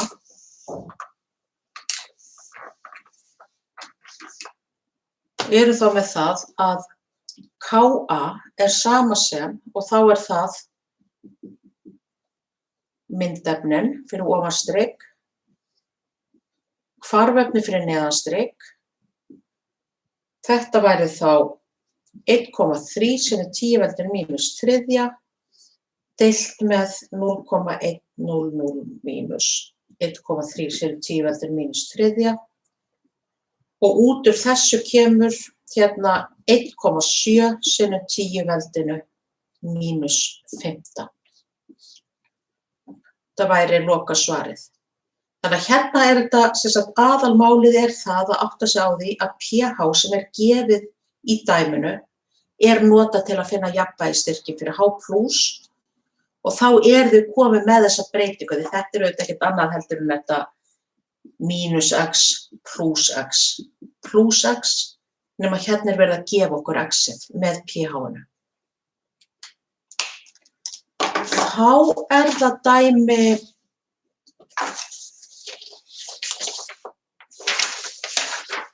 þetta var 11, þá það dæmi 12, þar sem við erum komið með þetta dæmi hvort að laust sé súr eða basísk, og við byrjum með hérna svona tvíhegða jón, sem að getur þá bæði hegða sér svo sýru og basi, og að finna út hvort sýrufastin eða basafastin stærri. Hérna erum við með, þetta sem sagt áfram þá 16. kafli, við erum með 0,10 mólar HCO3 mínus, og það spurt súr eða basísk. Og það þarf að færa rök, það má ekki bara giska súr, basísk, sem sagt maður fær þá bara mjög lítið fyrir það dæmi. Þannig þið þurfið að gera hérna 2 hvörf, sýruhvarf og basahvarf, þar sem að þessi hérna jón, HCO3 mínus, hvarfast við vatn, og hérna þegar við erum með sýruhvarf þá erum við sem sagt sýrana með gefa frá sér H, þannig að við fáum þá CO3 mínus, og það skiptir máli að vera með hérna líka réttar hleðslur, og hérna H3O plus AQ. Þetta sýruhvarfið, þannig að við höfum áhuga á því að vita hver sýrufastin fyrir þetta hér. Og fyrir basahvarfið þá hver basafastin. Hérna erum við með nákvæmlega sömu hvarfefnin, en sem basi þá tekur það til sín H+, þannig að hérna fáum við H2 CO3 plus OH mínus. Þannig að þetta basahvarfið. Og í þessu dæmum þá þarf maður að sjá hver sýra sem við getum fundið sýrufasta fyrir. Þetta hérna kolsýra, og þið finnið þessa sýru í sýrufasta eða klofnunarfasta fyrir sýru, hérna töflunni. Og fyrir hérna kolsýra, H2, CO3, og hún með 2 gildi, Ka1 og Ka2. Og Ka1 sama sem 4,3 sem 10 veldinu mínus 7. Ka2 sama sem 5,6 sem 10 veldinu mínus 11. Það sem að maður þarf að vita í þessum dæmum að þetta sýrukvarf í rauninni hvarfið sem að Ka2 stendur fyrir. En basakvarfið í rauninni akkúrat þveröfugt við fyrsta skrefið í sýrukvarfinu.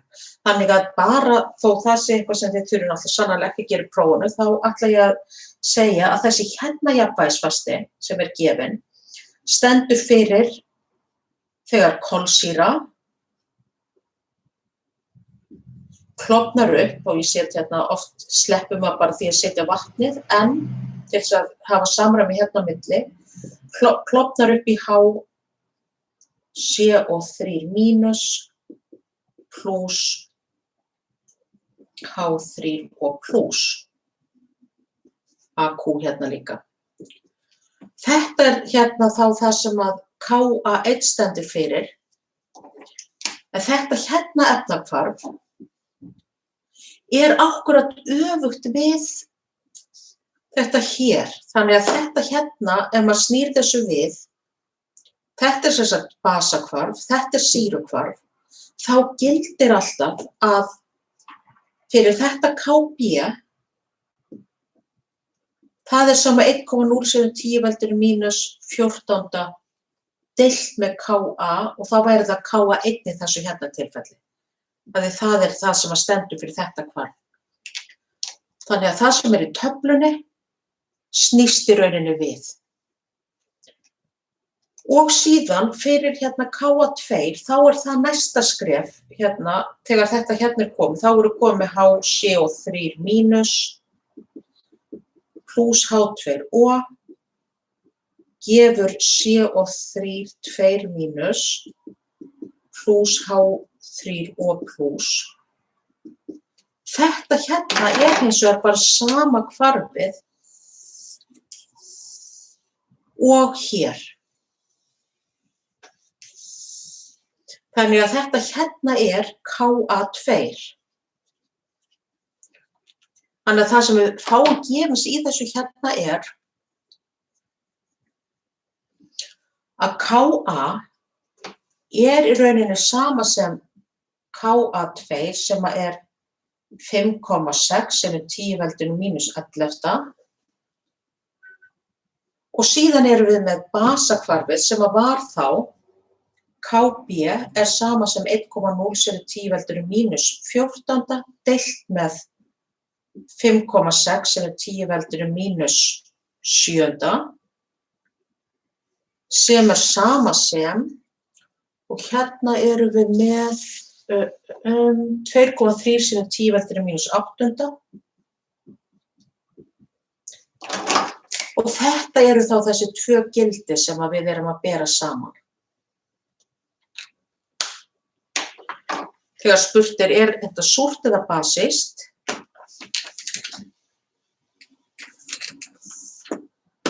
þá getum við sagt hver munurinn á sýrufastanum og basafastanum og þessum 2 kvarfum. Sýrufastin 5,6 sem 10 veldinu mínus 11. Basafastin 2,3 sem 10 veldinu mínus 8. Þannig að hann stærri, og það þýðir það að þetta efnahvarf dominerandi. Þannig að það myndast meira af OH- heldur H3O+, sem gefur okkur það að lausnin basísk.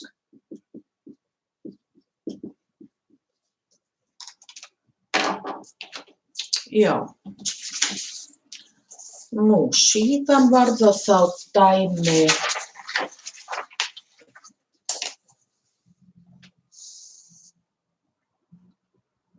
Já, okkur næst gefið dæmi þar sem við í rauninni með jafnalausn eða búffer.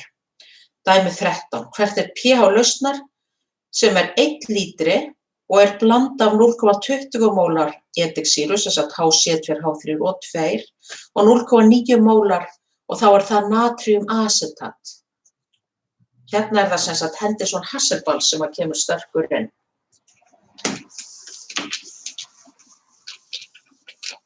Hérna erum við rauninni komin yfir í 17. kafla. Þetta var dæmi 13. Finndu pH, sem sagt bara 1 lítra lausnar sem og þá það 0,20 mólar ediksýra sem þá HC2, H3O2 eða sem mér þætti oft þægilega að gera bara CH3, CO og H og 0,10 mólar Na, þannig að við skiptum hérna út fyrir H, þá kemur natrium í staðinn, C2, H3, O2. Af því þetta ediksýra, þá getum við fundið að Ka fyrir ediksýru hérna efst, 1,8 sinnum 10 veldinu mínus 15. Og hérna getum við notað Henderson Hasselbalch jöfnuna, sem má við sjá,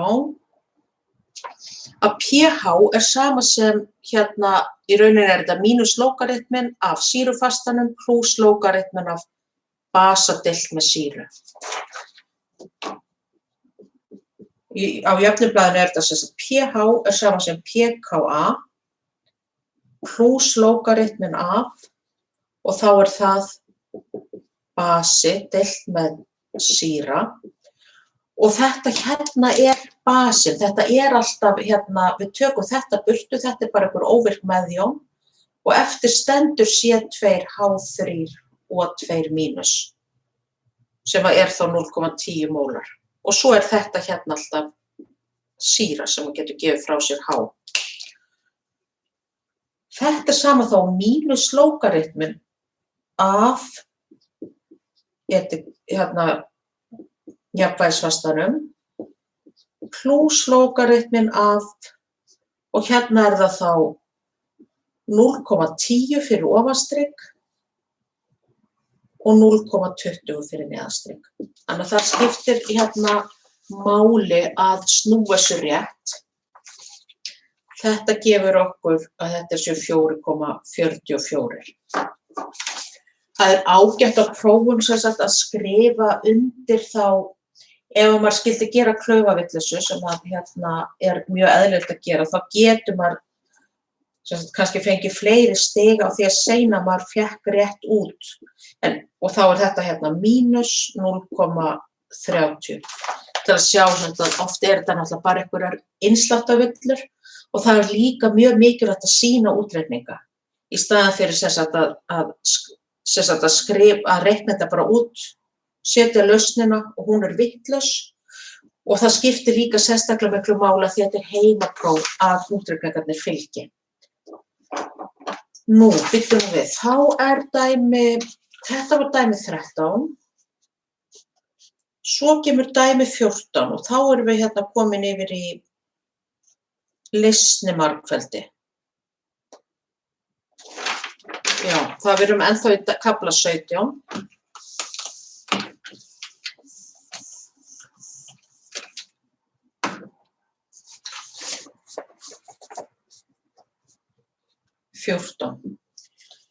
Hérna okkur gefið það, við erum með salt sem málmur og hérna málmleysing. Þetta gæti til dæmis verið silfurklórið.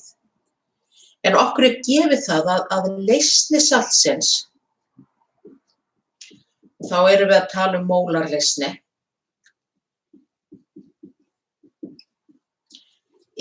og það 9,80 sinnum 10 veldinu mínus 3 mólar.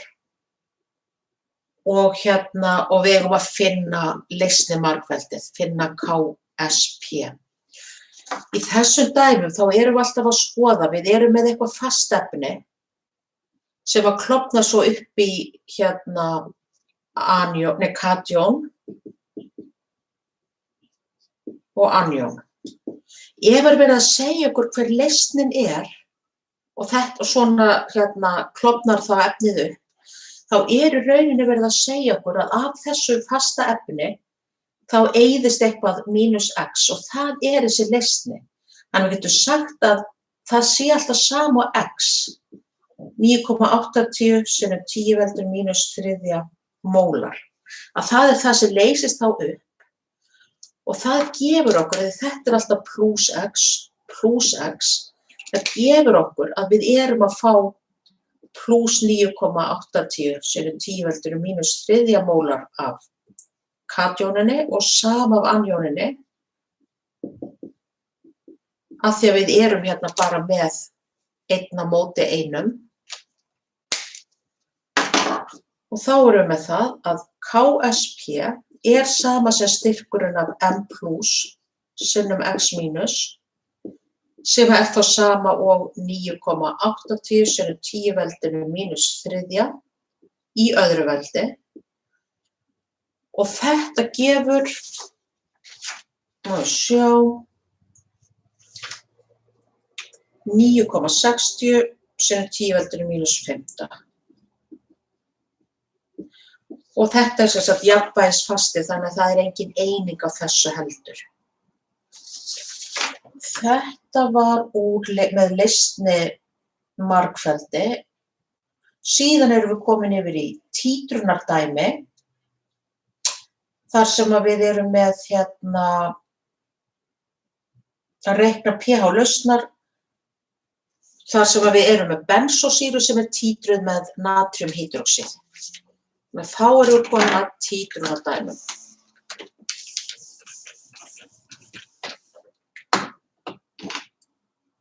Þetta var þá dæmi 15 og við erum með 25 millilítra lausn af 0,1 mólar bensósýra, HC7, H5 og 2.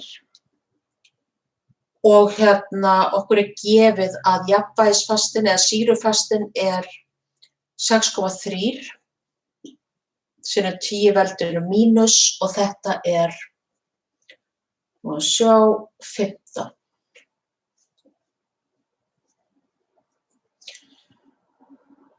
Og hún sem sagt, og þessi lausn, hún títruð með 0,1 mólar natriumhydroxíði.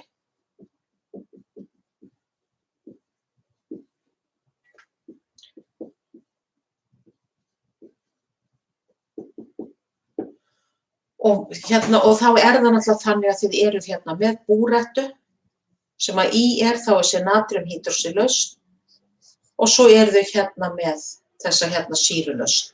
Og oft þykir manni þægilegt þegar maður að skrifa svona dæmi að þetta sé bara HA. Þar sem að A stendur þá bara fyrir C7, H5 og 2. Og ég ætla að gera það núna, ætla að spara mér skriftir. Þá þetta sem sagt HA hér. Í fyrsta lagi spurt, sem sagt finna pH. Við erum alltaf að tala að pH-mælirinn ofan í. Þannig að við erum að skoða þá pH-ið í þessari lausn. pH áður en natriumhydroxíð kemur út í.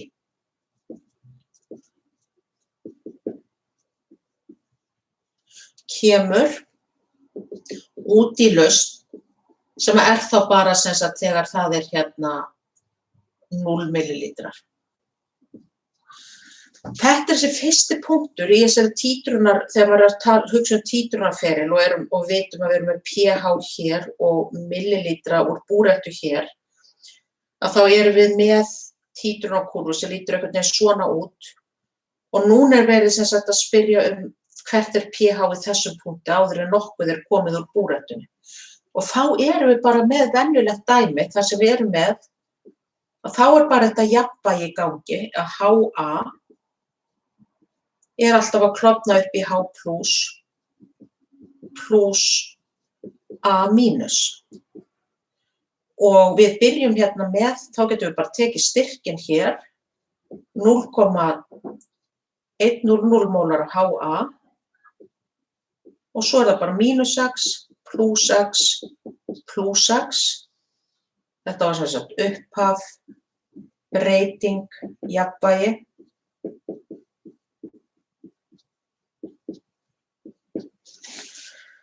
Og hérna myndum við þá geta fundið það út að við þurfum að finna x til þess að geta fundið pH-ið, að Ka er sama sem margfeldi af þessu, sem sagt x í öðru, deilt með 0,100 mínus x. Og hérna myndum við, og þetta hérna væri þá sama sem 6,3 sinnum 10 veldinu mínus 5.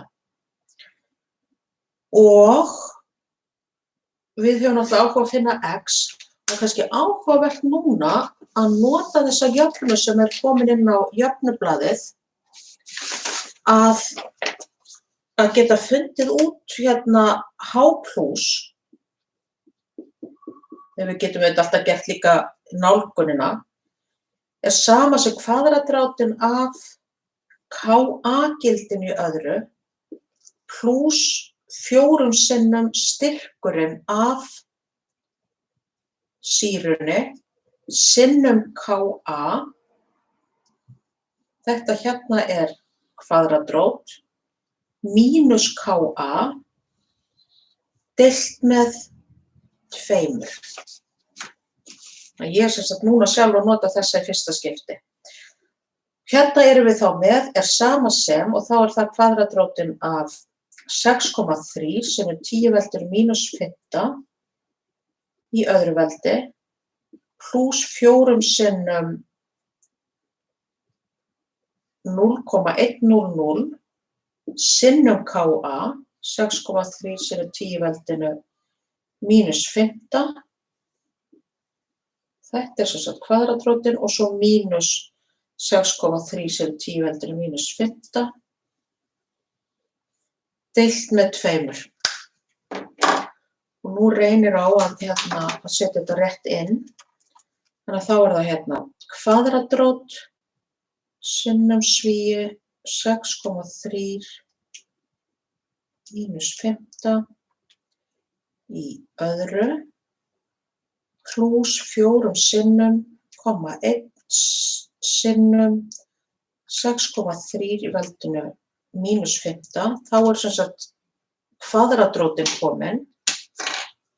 Þetta hérna kemur þá er sama sem 5,02 sinnum 10 veldur mínus 3 mínus síðan 6,3 mínus 5 og þetta er deilt með 2. Þannig að út úr þessu hérna, sérst ef við segjum hérna mínus 6,3 sinnum 10 veldur mínus 5, deilt með 2 gefur 2,47 sinnum 10 veldur mínus 3 mólar. Og sjáum það. Og það passar við það sem að hérna, það var sem sagt 2,5 sinnum 10 veldur mínus 3 mólar sem að ég fékk með nálguninni í úrlausninum. Þegar við erum komin með x-ið, þá erum við komin með styrkin af H+, 2,47 sinnum 10 veldur mínus 3. Og þá er bara að passa sig að klára dæmið og hérna, sem sagt, láta ekki dæmið enda hér, heldur að finna þá pH sem er þá mínus lógaritminn af H+ mínus lógaritminn af 2,47 sinnum 10 veldur mínus 3. Og þetta er þá 2,47 2,61.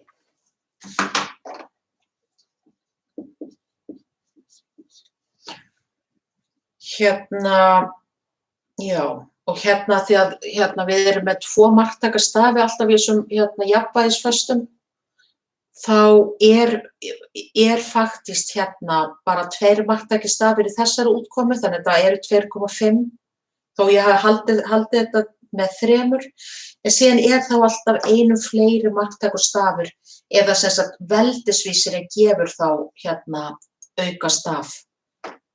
Og ef hann með 2 stöfum þá verður það þá 2 stafir í viðbót fyrir pH-gildið.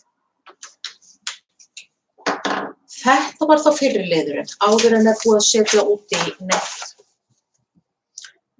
neitt af þessari lausn. Og síðan í seinni liðnum erum við þá með að við erum búin að setja 25 millilítra úti af natríumhýdróxíði.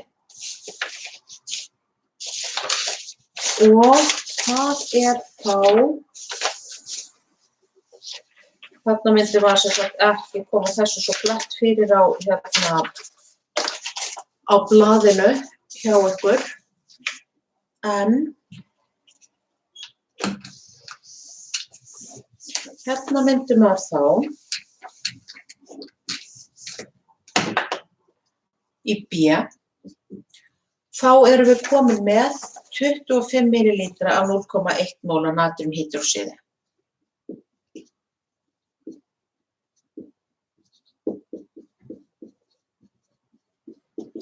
Og það sem að gerast hér að við erum þá með, þetta jafngildispunkturinn. Því núna erum við með það að mólin af sýrunni, HA, sem á C-sinnum VAF eða 0,1 mólar sinnum 25,0 millilítrar og þetta gefur okkur þá 2,50 millimól. Og sama gildir basan, sem sagt natríumhýdróxíð, að þar erum við líka með nákvæmlega sama, þannig að þarna erum við líka með 2,50 millimól. Og þegar við erum með það að styrkurinn af HA sama sem styrkurinn af, eða sett mól af sýrur, mólum af basanum sem maður var títra með, þá erum við í jafngildispunkti. Þannig að erum við á þessum títrunarferli og við erum komin á þennan stað. Og gildir það þá að því að títrunarhverfið sjálft að við erum með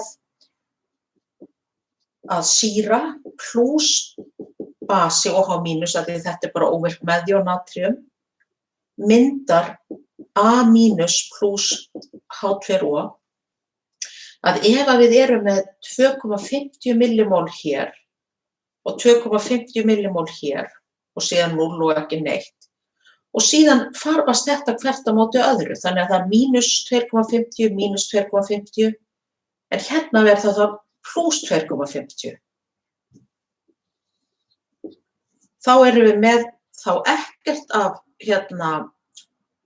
daufusýrinu, ekkert af rammabasanum og búrettunni, en hins vegar búið að myndast 2,50 millimól af tilsvarandi basa sem náttúrulega hvarfast við vatn. Þannig að núna notum við upplýsingarnar til þess að finna hver þá styrkur þessa basa. Og það var komið fram að við vorum með 25 millilítra úr í bikarglasinu og 25 millilítra úr búrettunni. Þannig að heildarrúmmálið VAF-tót eru 50,0 millilítrar. Þannig að núna byrjum við á því að finna hver þá styrkurinn af A mínus. Það alltaf mól deilt með rúmmál eða 2,50 millimól deilt með 50,0 millilítrar. 2,5 deilt með 50. Það 0,0500 mólar. Þegar við erum komið með þetta, þá getum við sett upp dæmið og í jafngildispunktinum það alltaf þannig.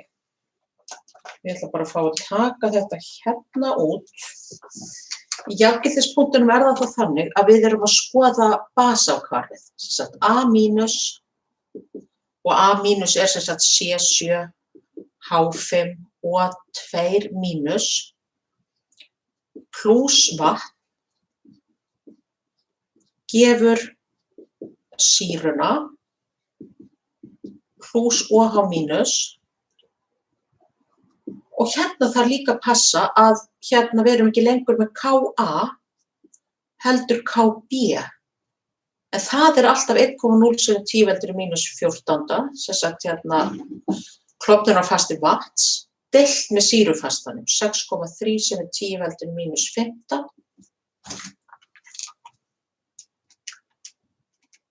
Deilt með 6,3x. Hérna fáum við 1,6 sem 10 veldinu mínus 10. Þannig að það skiptir miklu máli að nota basafastan þegar þið eruð í jafngildispunktinum og að snúa hvarfinu við og gera sér grein fyrir því að hérna erum við að byrja með einhvern styrk af þá þessum daufa basa upp á styrknum, 0,05 mólar, 0 og 0. Breytingin er þá mínus x, pluss x og pluss x. Þannig hérna eru 0,0500 mínus x, x og x. Og hérna er okkur óhætt að segja að við notum nálgun, að þetta sé nokkurn veginn sama sem 0,0500 af því að við erum með svo ofboðslega lítinn jafnvægisfasta og þetta er hérna þó það hár styrkur. En þegar við gerum nálgun þá getum við sem sagt sett þá beint inn og sagt að Kb er sama sem x í öðru deilt með 0,0500. Þar að leiðir að x er sama sem kvadratrótin af Kb sinnum 0,0500 sem er náttúrulega þá þessi upphafsstyrkur og þetta er sama sem 1,6 sem 10 veldur í mínus 10 sinnum styrkur og þetta gefur kvadratrótin af 1,6 og 0,5 2,83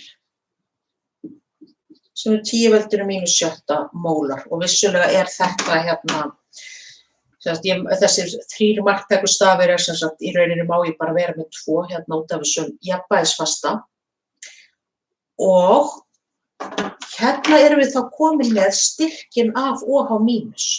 Þetta er x-ið, þannig að hérna erum við 2,83 sem 10 veldur í mínus 7 mólar. En spurningin er hvert er pH? Og hérna erum við þá alltaf með tvær aðferðir til þess að finna pH. Við erum með það að hérna styrkur af H+ er sama sem 1,0 sem 10 veldinu mínus 14 deilt með styrk af OH mínus sem er þá sama 1,0 sem 10 veldinu mínus 14 deilt með 2,8 sinnum 10 veldinu mínus 7. Hérna 1/x sinnum sem er þá 3,5 sinnum 10 veldinu mínus 9 mólar og svo getum við þá fundið að pH er sama sem mínus lógaritminn af H+.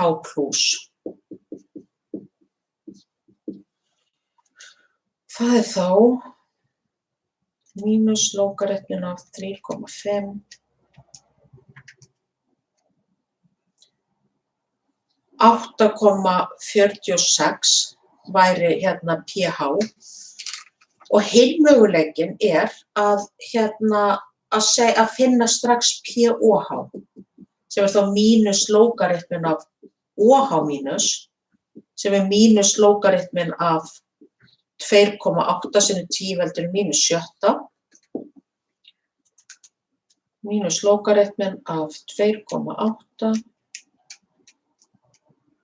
sem er þá 5,55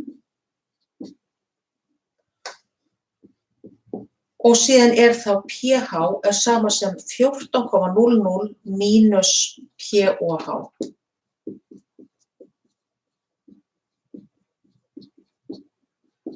Og þetta þá pluss 14 hér, 14 mínus, og hérna fæ ég þá 8,45. Þannig að þetta í versus 8,46 sem hefur þá bara með einhverja aukastafi að gera í útreikningunum. En það er þá sama hvora leiðina þeir farið, en hérna þarf að passa sig sérstaklega vel að klára dæmið og muna það að þið voruð að finna styrkina OH mínus, en þið þurfið að finna styrkina H plus. Þetta var þá dæmi,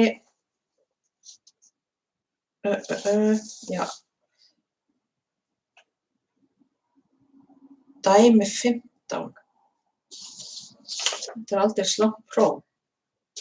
Jæja, það eitthvað samt að síga núna seinni hlutan og við erum komin þá í kafla 20 að stilla hérna oxunar-afoxunarhvörf í súrri og basískri lausn. Það er ég að reyna að skrifa örlítið smærra til að koma öllum þessum jöfnum og þessu kraðaki fyrir. 16, við byrjum þá á súrri lausn. Hérna erum við með I mínus, ég ætla að sleppa núna hérna ástandurum þó þau séu gefin. Þetta verður að I og 3 mínus pluss Cl2. Og þetta súr lausn. Eins og ég hef talað þá myndi ég að þegar það eru 2 hérna, þá mæli ég með því að byrja á því að setja 2 hér. Til þess að það séu jafnmörg klóratóm báðum megin. Síðan var þá hérna, byrjum við á því að setja hérna oxunartölurnar. I mínus hefur oxunartöluna mínus 1. Hérna erum við með, ef ég skrifa þetta aðeins, þá erum við með hérna tvisvarsinnum pluss 1, af því ég er hérna með 2 fyrir framan og pluss 1 fyrir H, pluss tvisvarsinnum tvisvarsinnum oxunartala fyrir klór, pluss, og þá er það tvisvar 2, 4 sinnum mínus 2, þá fyrir súrefni. Þannig að hérna erum við með pluss 2, pluss tvisvarsinnum eitthvað, mínus 8 er sama sem 0, af því að það er engin hleðsla á þessu. Þannig að þetta hérna myndi þá þurfa að vera pluss 6, þannig að við erum hérna með að það er pluss 3 fyrir klór. Síðan erum við hérna með I og 3 mínus. Hérna myndum við þá vera með það að oxunartalan fyrir I pluss 3 sinnum mínus 2 er sama sem mínus 1. Þannig að fyrir jóð hérna þurfum við að vera með pluss 5 og það setjum ég hérna. Og svo erum við hérna með klór, hérna frumefni sem er bara 0. Þannig að hérna erum við þá búin að finna oxunartölurnar. Og þá var næsta skref að skoða hvernig þær breytast þá. Annars vegar jóð og hins vegar klór. Og hérna erum við með mínus 1 upp í pluss 5. Þannig að hérna jóð að missa rafeindir. Og það að fara frá hérna mínus 1 með pluss 5, þannig að það í rauninni mínus 6 rafeindir sem að það að missa og þetta myndi þá vera oxun. Fyrir klór erum við með tvisvarsinnum pluss 3 í 0, þannig að hérna klór að fá rafeindir, þannig að við getum sagt að þetta sé pluss tvisvarsinnum 3 rafeindir. Eða bara 6 rafeindir. Og það sem að við erum þá með sömu töluna hér, 6 rafeindir, 6 rafeindir, þá þarf ekki að hugsa sem sagt að margfalda neitt. Þannig að hérna erum við þá komin með það. Þá erum við komin að þessum 3 skrefum eftir þessu loki. Þá koma þessi 3 skref sem að fylgir stillingu súrefnislaust. Og það var í fyrsta lagi þá bætum við H2O til að stilla fjölda súrefna. Síðan bætum við H+ til þess að stilla fjölda H. Og síðan bara tékkað á hleðslu, hvort að hún sé jöfn báðum megin. Og þá byrjum við á að finna hvað eru við mörg súrefni. Hérna 2 og 2, hérna eru 4 súrefni. Hérna eru við með 3 súrefni.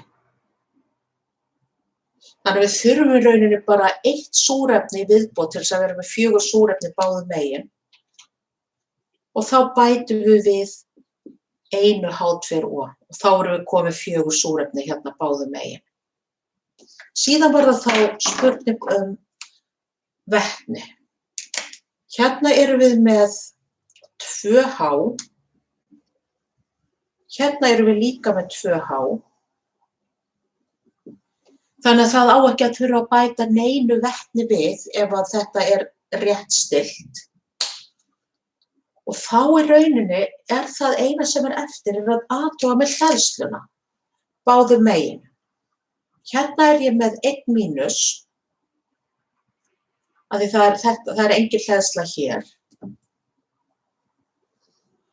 Og hérna ég líka með 1 mínus og engin hleðsla hér. Þannig að hleðslan gengur upp og það þýðir það að efnahvarfið gengur upp.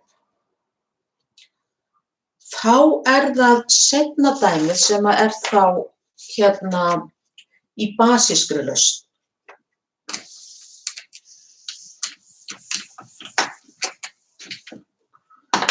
Hérna erum við þá með basísk og þá erum við með hvarfið H2, P og 2 mínus, P.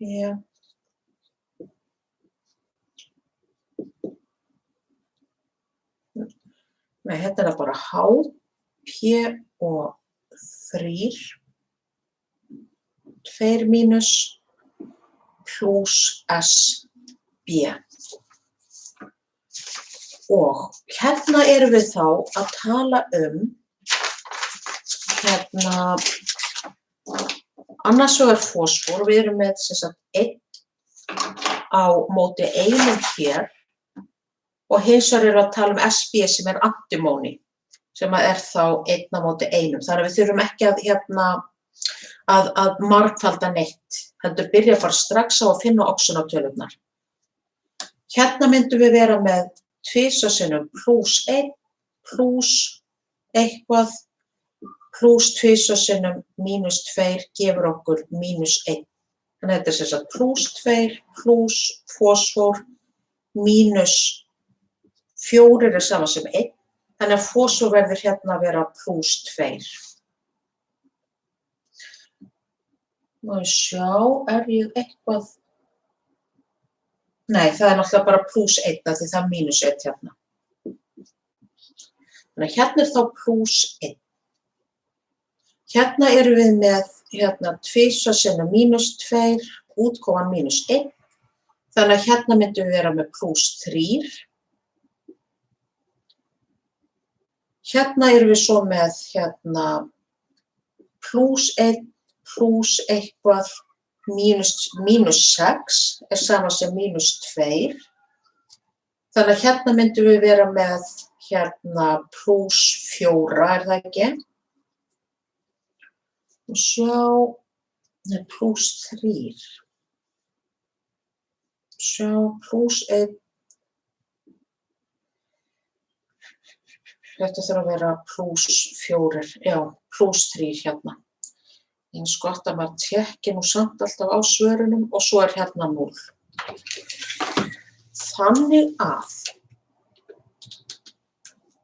það náttúrulega mjög mikilvægt í dæminu að fara mjög rækilega gegnum það að vera með réttar oxunatölur til þess að annars fer þetta allt eitthvað rugl. Þannig að hérna förum við þá frá, já þurfti ég nú að taka burtu oxonatölurnar líka, en hérna var það þá +1, +3, +3 og 0. +1 í +3. Þannig að plúshleðsla er að aukast, þannig að hérna erum við að missa 2 rafeindir. -2 rafeindir. Hérna erum við að fara frá +3 í 0. Þannig að hérna fær þetta 2 rafeindir. Það er þess að +3 rafeindir. Og síðan til þess að þessu jafnmargar rafeindir báðu megin, þá þurfum við að margfalda hérna með 3 og hérna með 2, þannig að það séu þá -6 rafeindir og +6 rafeindir. Þannig að það séu jafnmargar sem að losna í oxonahvarfinu og það sem að fást í aoxonahvarfinu. Og þá þarf líka að passa sig að margfalda með 3 hér og 2 hér. Og þar með þá komið að því að stilla efnajöfnuna með hérna súrefni og vetni. Og hérna var það þá fyrst að við bætum við OH- og það er til þess að hleðsla gangi upp. Síðan bætum við H2O til þess að við séum með jafnmörg súrefni báðum megin. Og svo var það vetni þarna í lokin, sem að maður á þá bara að athuga hvort það séu jafnmörg vetni. Og þá er það fyrst hleðslan. Hérna erum við með 3 mínus, svo 3 sinnum og 1 mínus, 2 mínus. Þannig að við erum hérna með, sem sagt, hérna hleðsluna -5 hérna megin. Hérna er hleðslan 0. Hérna er það 2 og 3 eða 6 mínus. Þannig að hérna þurfum við að bæta við einu OH- hérna megin til þess að fá 6 mínus hérna líka.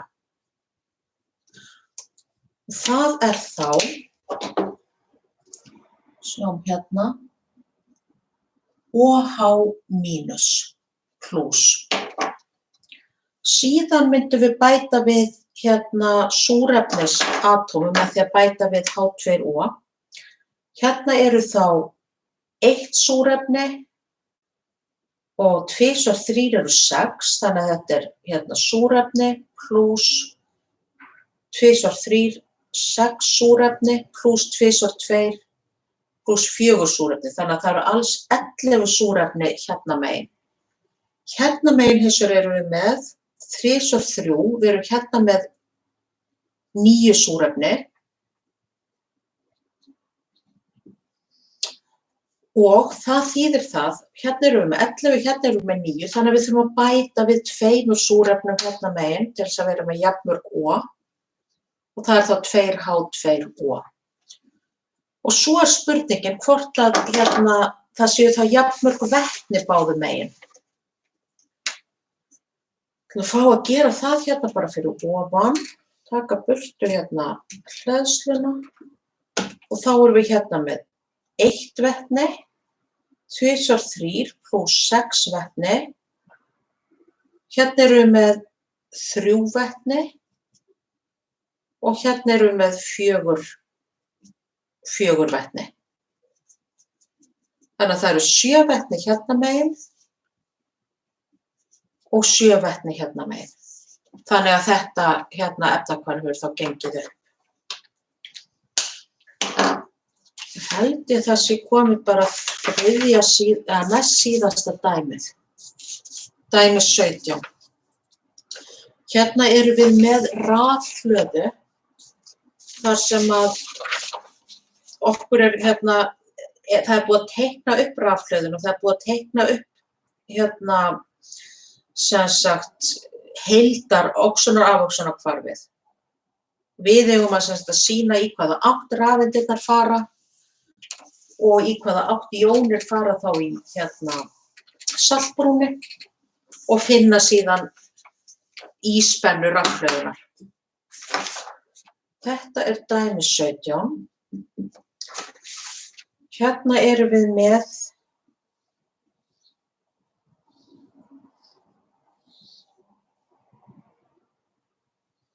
hér okkur gefið sem sagt að þetta sé anóða.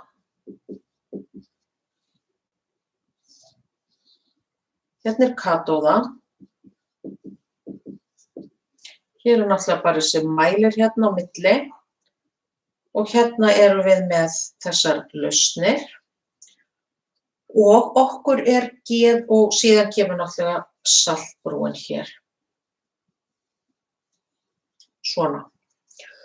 Okkur gefið það að við séum með efnahvarfið 2 Al S pluss 3 kopar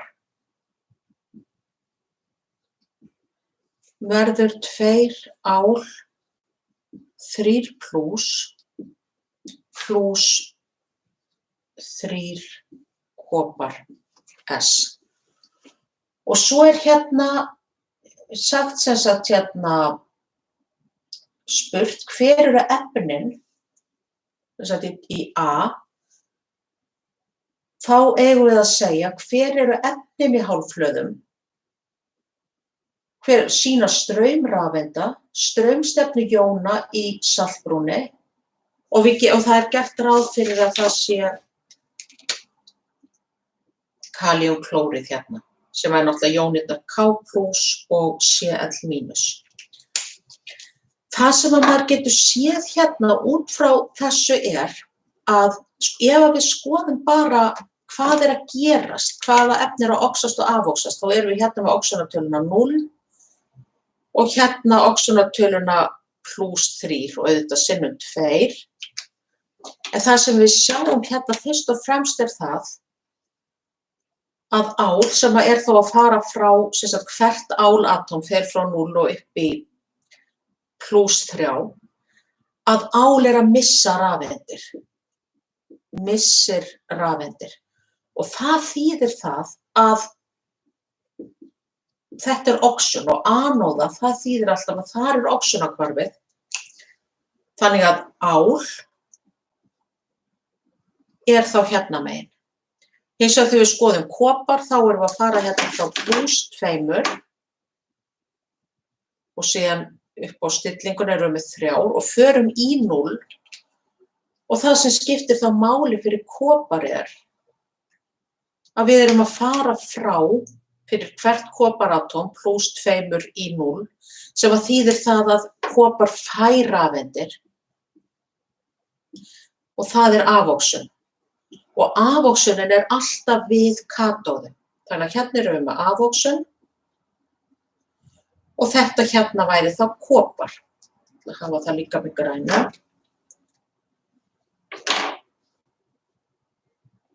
Kopar og það fastur kopar. Og þá hérna, já það sem sagt hérna sagt hérna merktu greinlega á myndina efnin í hálfhlöðunum, straumstefnu rafeinda, straumstefnu jóna. Og hérna mér þykir þægilegt að gera ráð fyrir við erum hérna með þá állaust, við erum sem sagt með ál 3+. Mér finnst ágætt að segja þá að við séum með einhverja óvirka meðjón hérna á móti. Þannig að við séum hérna með í lausninni ál 3+ jónir. Og síðan erum við náttúrulega með þessa nítratjónir líka, NO3- sem að væri miklu fleiri heldur en áljónirnar, af því að við erum með 3 á móti hverja einni. Og síðan erum við hérna og getum þá sagt hér vera með kopar nítrat, þá myndum við að þurfa 2 á móti og þá erum við hérna með kopar 2+ í lausninni á móti einhverjum óvirkum meðjónum hérna sem taka engan þátt frekar. En eru samt sem áður að það þarf að passa það sé alltaf þetta hleðslujafnvægi í lausnunum.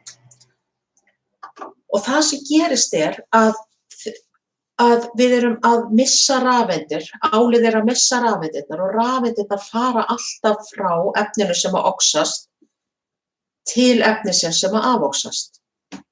Þannig að þær að fara héðan. Við það að rafeindirnar fari burtu, þá erum við að fá áljónir út í lausnina. Þannig að þessi anóðan, þetta rafskaut hér að eyðast og það að myndast sem sagt út í lausninni, þá eru sem sagt að fara fleiri áljónir. Og það þýðir þá það að klór, það þarf sem sagt að vinna upp á móti þessari plúslæðslu sem að aukast hér. Þannig að klórjónir fara þá hingað, Cl-. Það sem gerist hins vegar að koparjónir fara úr lausninni. Við erum sem sagt með kopar sem verður fastur kopar. Þannig að þær fara úr lausn, þannig að plúslæðslan í þessari lausn að minnka og það þarf að leiðrétta það með því að bæta út í K+-jónum.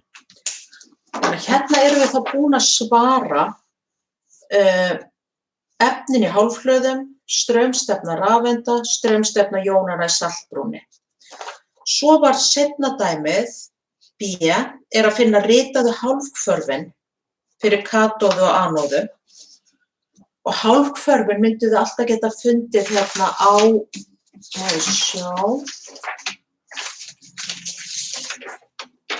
erum við með þessa töflu 21 og erum við þá með ál. Og það alltaf gefið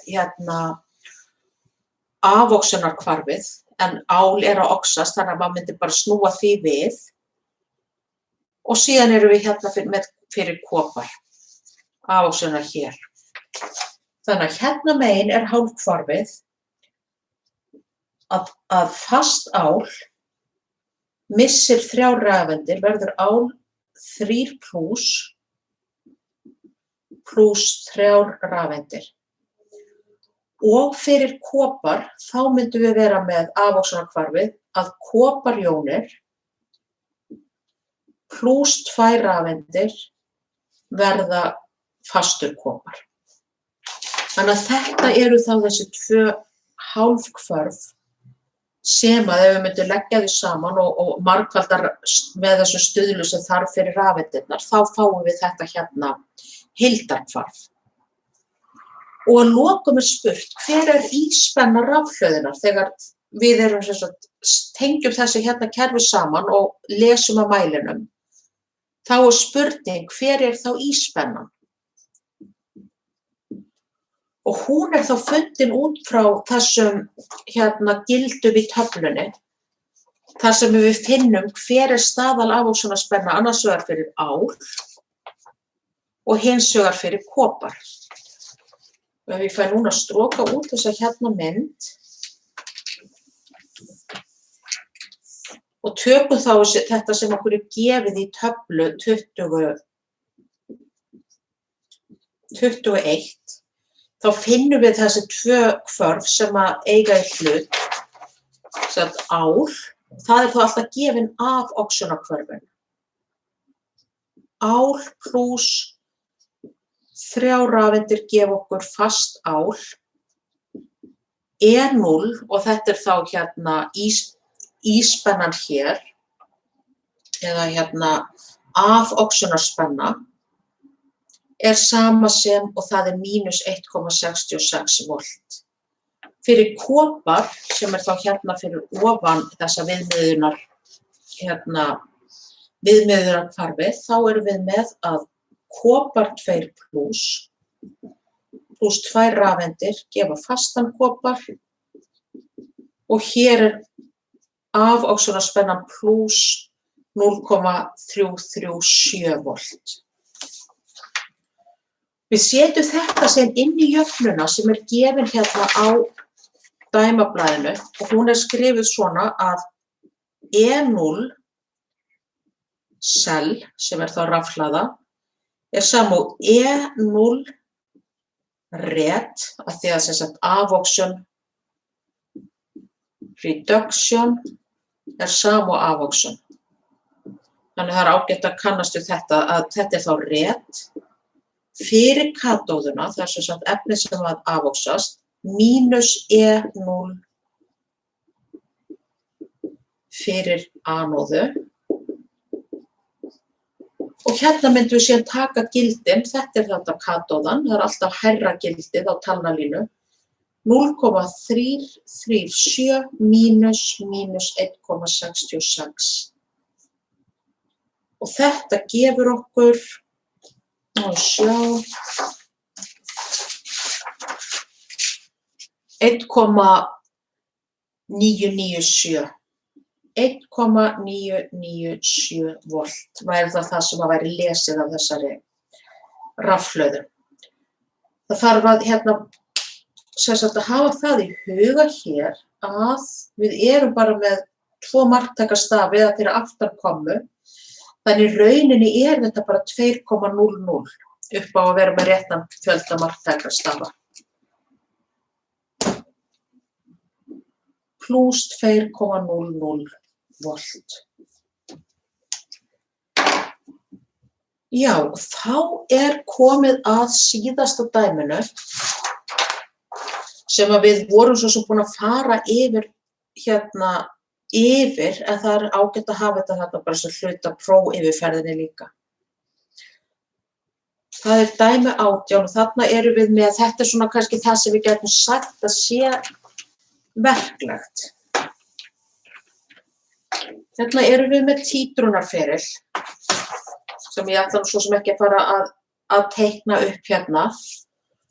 Okkur gefið það, þetta dæmi 18, að við erum með, við tökum 25 millilítra af daufri sýru, HA, og setjum í bikarglas. Og það stendur utan á þessari sýru að hún 15,3 grömm á lítra. Síðan kemur fram að það bætt við 100 millilítrum, eða bætt við þannig að við séum 100 millilítrum meira í glasinu. Þetta kemur hins vegar engum útreikningu við, hversu marga millilítra við erum með. Það skiptir hins vegar máli að við settum 25 millilítra sýru út í. Þessi lausn síðan títruð með, og þetta 0,1 mólar kalíumhydrósíð lausn. Og við eigum að finna út frá þessum gögnum, þá eigum við að finna í fyrsta lagi upphafsstyrk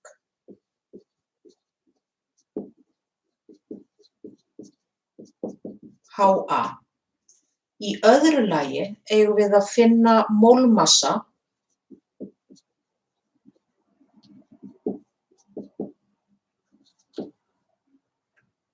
eða upphafsstyrkur og C, hérna eigum við að finna sýrufasta þessara sýru, HA. Og það tekið fram ferður rök fyrir svarinu fyrir C-lið. Og það þarf alltaf að sýna útreikninga. Við byrjum á því að þurfa að finna hver jafngildispunkturinn. Og skiptir máli að skoða sirka í hvaða punktar eru það sem eru á miðjum ferlinu, það sem jafngildispunkturinn Og sjáum að þetta einhvers staðar svona rúmlega 30. Þannig að maður leitar að jafngildispunktinu þá á því svæði, einhvers staðar eftir 30, ekki bara svona hvar sem Og þá eigum við að finna þann stað þar sem að þetta delta 1 og delta 2, D1 og D2, sem að sýnir okkur diffur og tvídiffur, hvar þar hvar mesta stökkið. Þetta eru 2,1, 2,4, 2,5, 2,1, 2,1. Þetta kemur svo aftur 2,5, ekki alveg jafn hátt. Og svo verður að vera plús mínus það verður að verða breyting. Þannig að við erum með 2 gildi þar sem við erum með bæði breytingu af plús mínus, annars erum við með 31,2 og hins vegar 31,8. Og það spurning þá líka hvernig sá punktur lendir hér. Ef ég með 30, má sjá, ef ég með 31,8 þá pH 9,31. Þetta pH 5, 6, 7, 8, 9. Þá við komin sem sagt í rauninni þennan hérna punkt.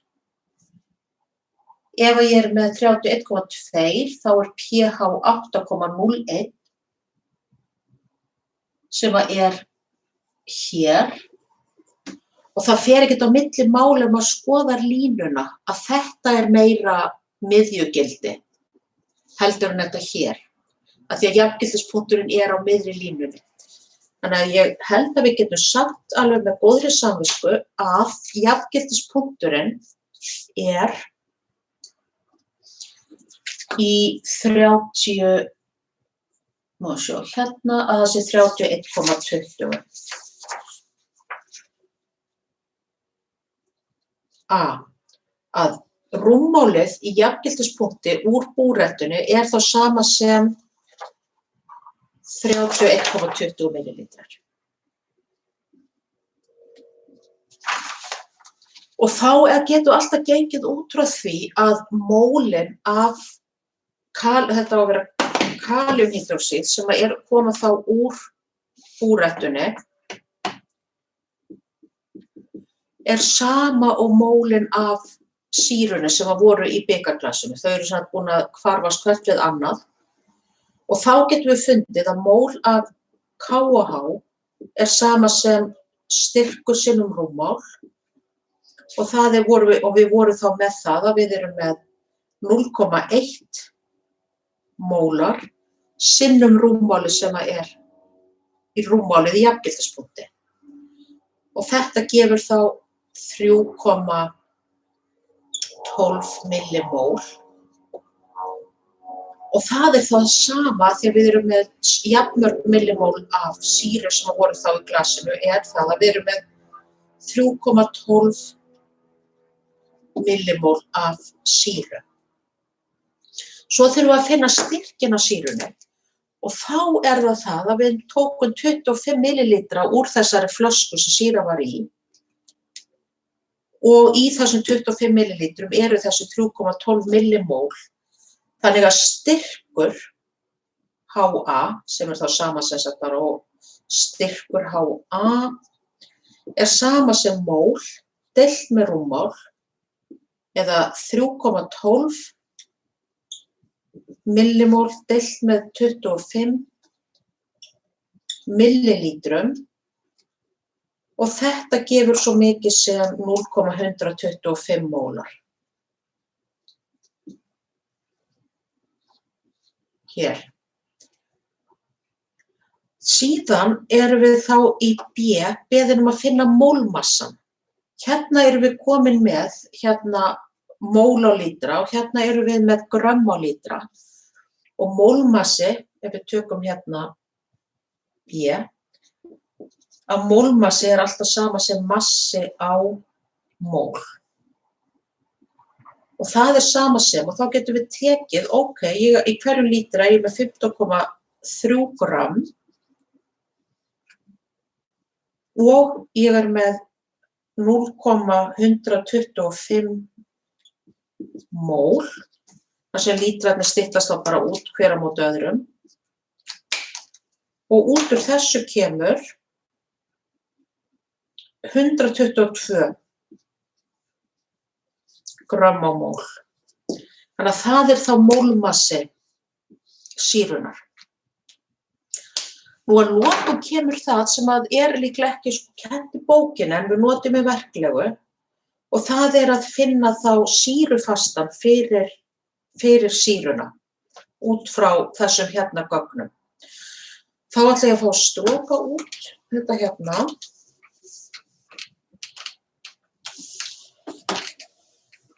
En þá með það að þegar við erum með þennan feril,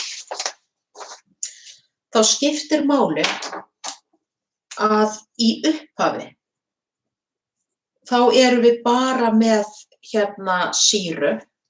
Í jafngildispunktinum þá erum við búin að eyða allri sýrunni og við stöndum eftir bara með tilsvarandi basa. En akkurat í miðjunni, á miðjavegu milli 0 og 31,2 erum við með stað þar sem við erum með það að fyrir þetta jafnvægishvarf sem við erum alltaf að skoða milli HA sem að verður A mínus plus H plus, þá erum við alltaf með það að KA er sama sem A mínus H plus deilt með HA. Ef að við erum með það að miðja vegu á milli jafngildispunkts og og 0 millilítra, þá erum við með þann stað að helmingurinn af sýrunni er búin að eyðast, en það hefur þá myndast jafn mikið af tilsvarandi basa, sem þýðir það að KA er sama sem H plus. Og ef að KA er sama sem H plus, þá er pH sama sem mínus, sama sem pKa, sem er sama sem mínus logaritminn af KA. En þetta þurfum við þá að nota þetta gildi ef að við erum með jafngildispunkti 31,20, þá höfum við áhuga að vita hvert er þá pH-ið akkúrat þegar við deilum með 2. Þannig að þetta væri bara hálfur, það er 31 deilt með 2 og það gefur okkur 15,6 millilítra.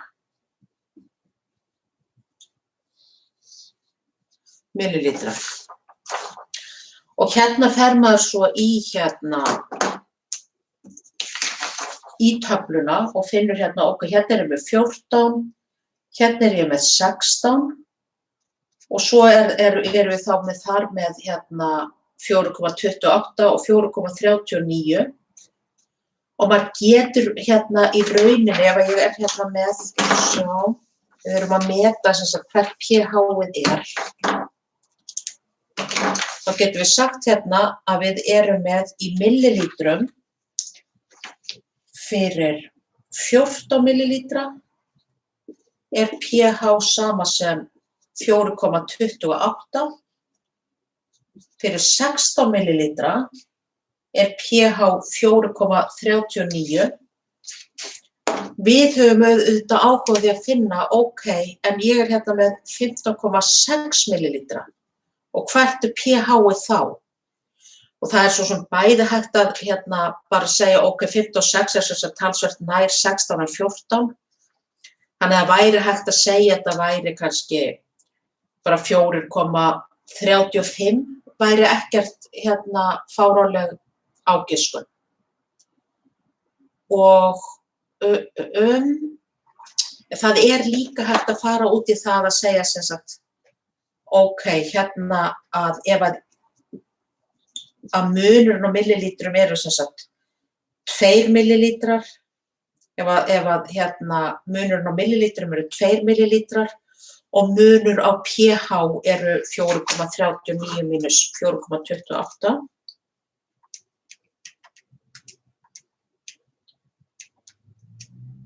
Að þá erum við með að það er samsvara delta pH 0,11. Þá getur maður sagt, ok, en ég er að fara frá 14 upp í 15,6, þannig að þar er ég bara með 1,6 og þá myndum við að segja að þetta er þá eitthvað x sem að er þá, og þá margfaldi ég alltaf saman bara 0,11 sinnum 1,6 deilt með 2.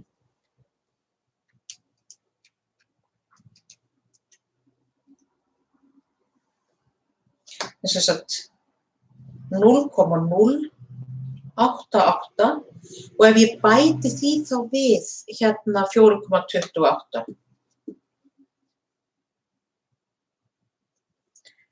Svo Já, pluss 4,28.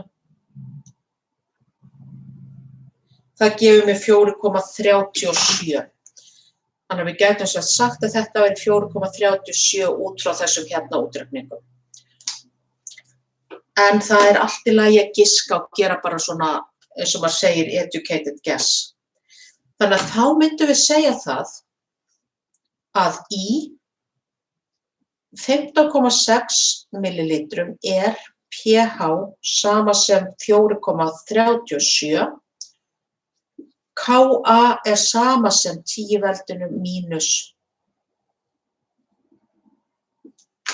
Þetta væri þá 10 í veldinu mínus 4,37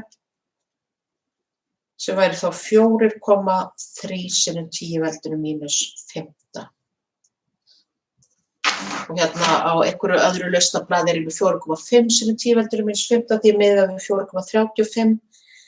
En þetta er bara sem sagt aðalmálið er að sýna að þið viti hvað er verið að spyrja og geti sem sagt af hverju má gera þessa hérna eða álykta sem svo að Ka sé sama sem pH þarna miðja vegu.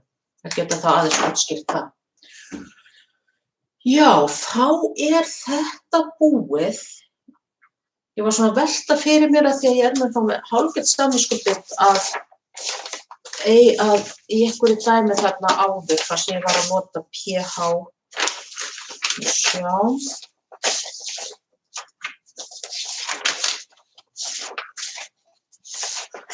Ekki hér.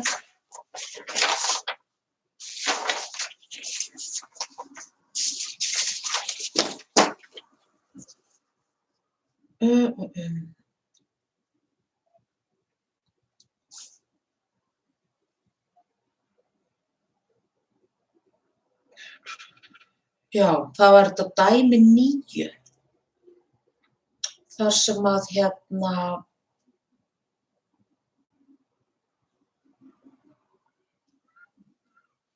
þar sem að það kemur hérna út sem sagt 6,9 er rétt svar og ég fékk eitthvað allt annað. Og svo að skoða hvaða aðferð ég notaði. Þarna breyti ég þarna hef ég fengið sem sagt að upphafst hérna að við séum með 0,20 fyrir hérna nota ég hreinlega mólstyrk. Já, hérna hef ég notað mólstyrk í staðinn fyrir að finna hérna hlutþrýsting. Af því að Kc er sama sem Kp, þá gat ég sagt að Kc sé sama 24,8 og finnur sér mól á endanum og getur þá umreiknað mólin af He yfir í sem sagt atmosférur. En ég ætla svona aðeins að ef að ég geri þetta aftur þá bara geri ég það sér. En annars eru lausnirnar sem sagt gefnar. Heyrðu, þá er þetta víst orðið meira en gott í bili og bara takk fyrir.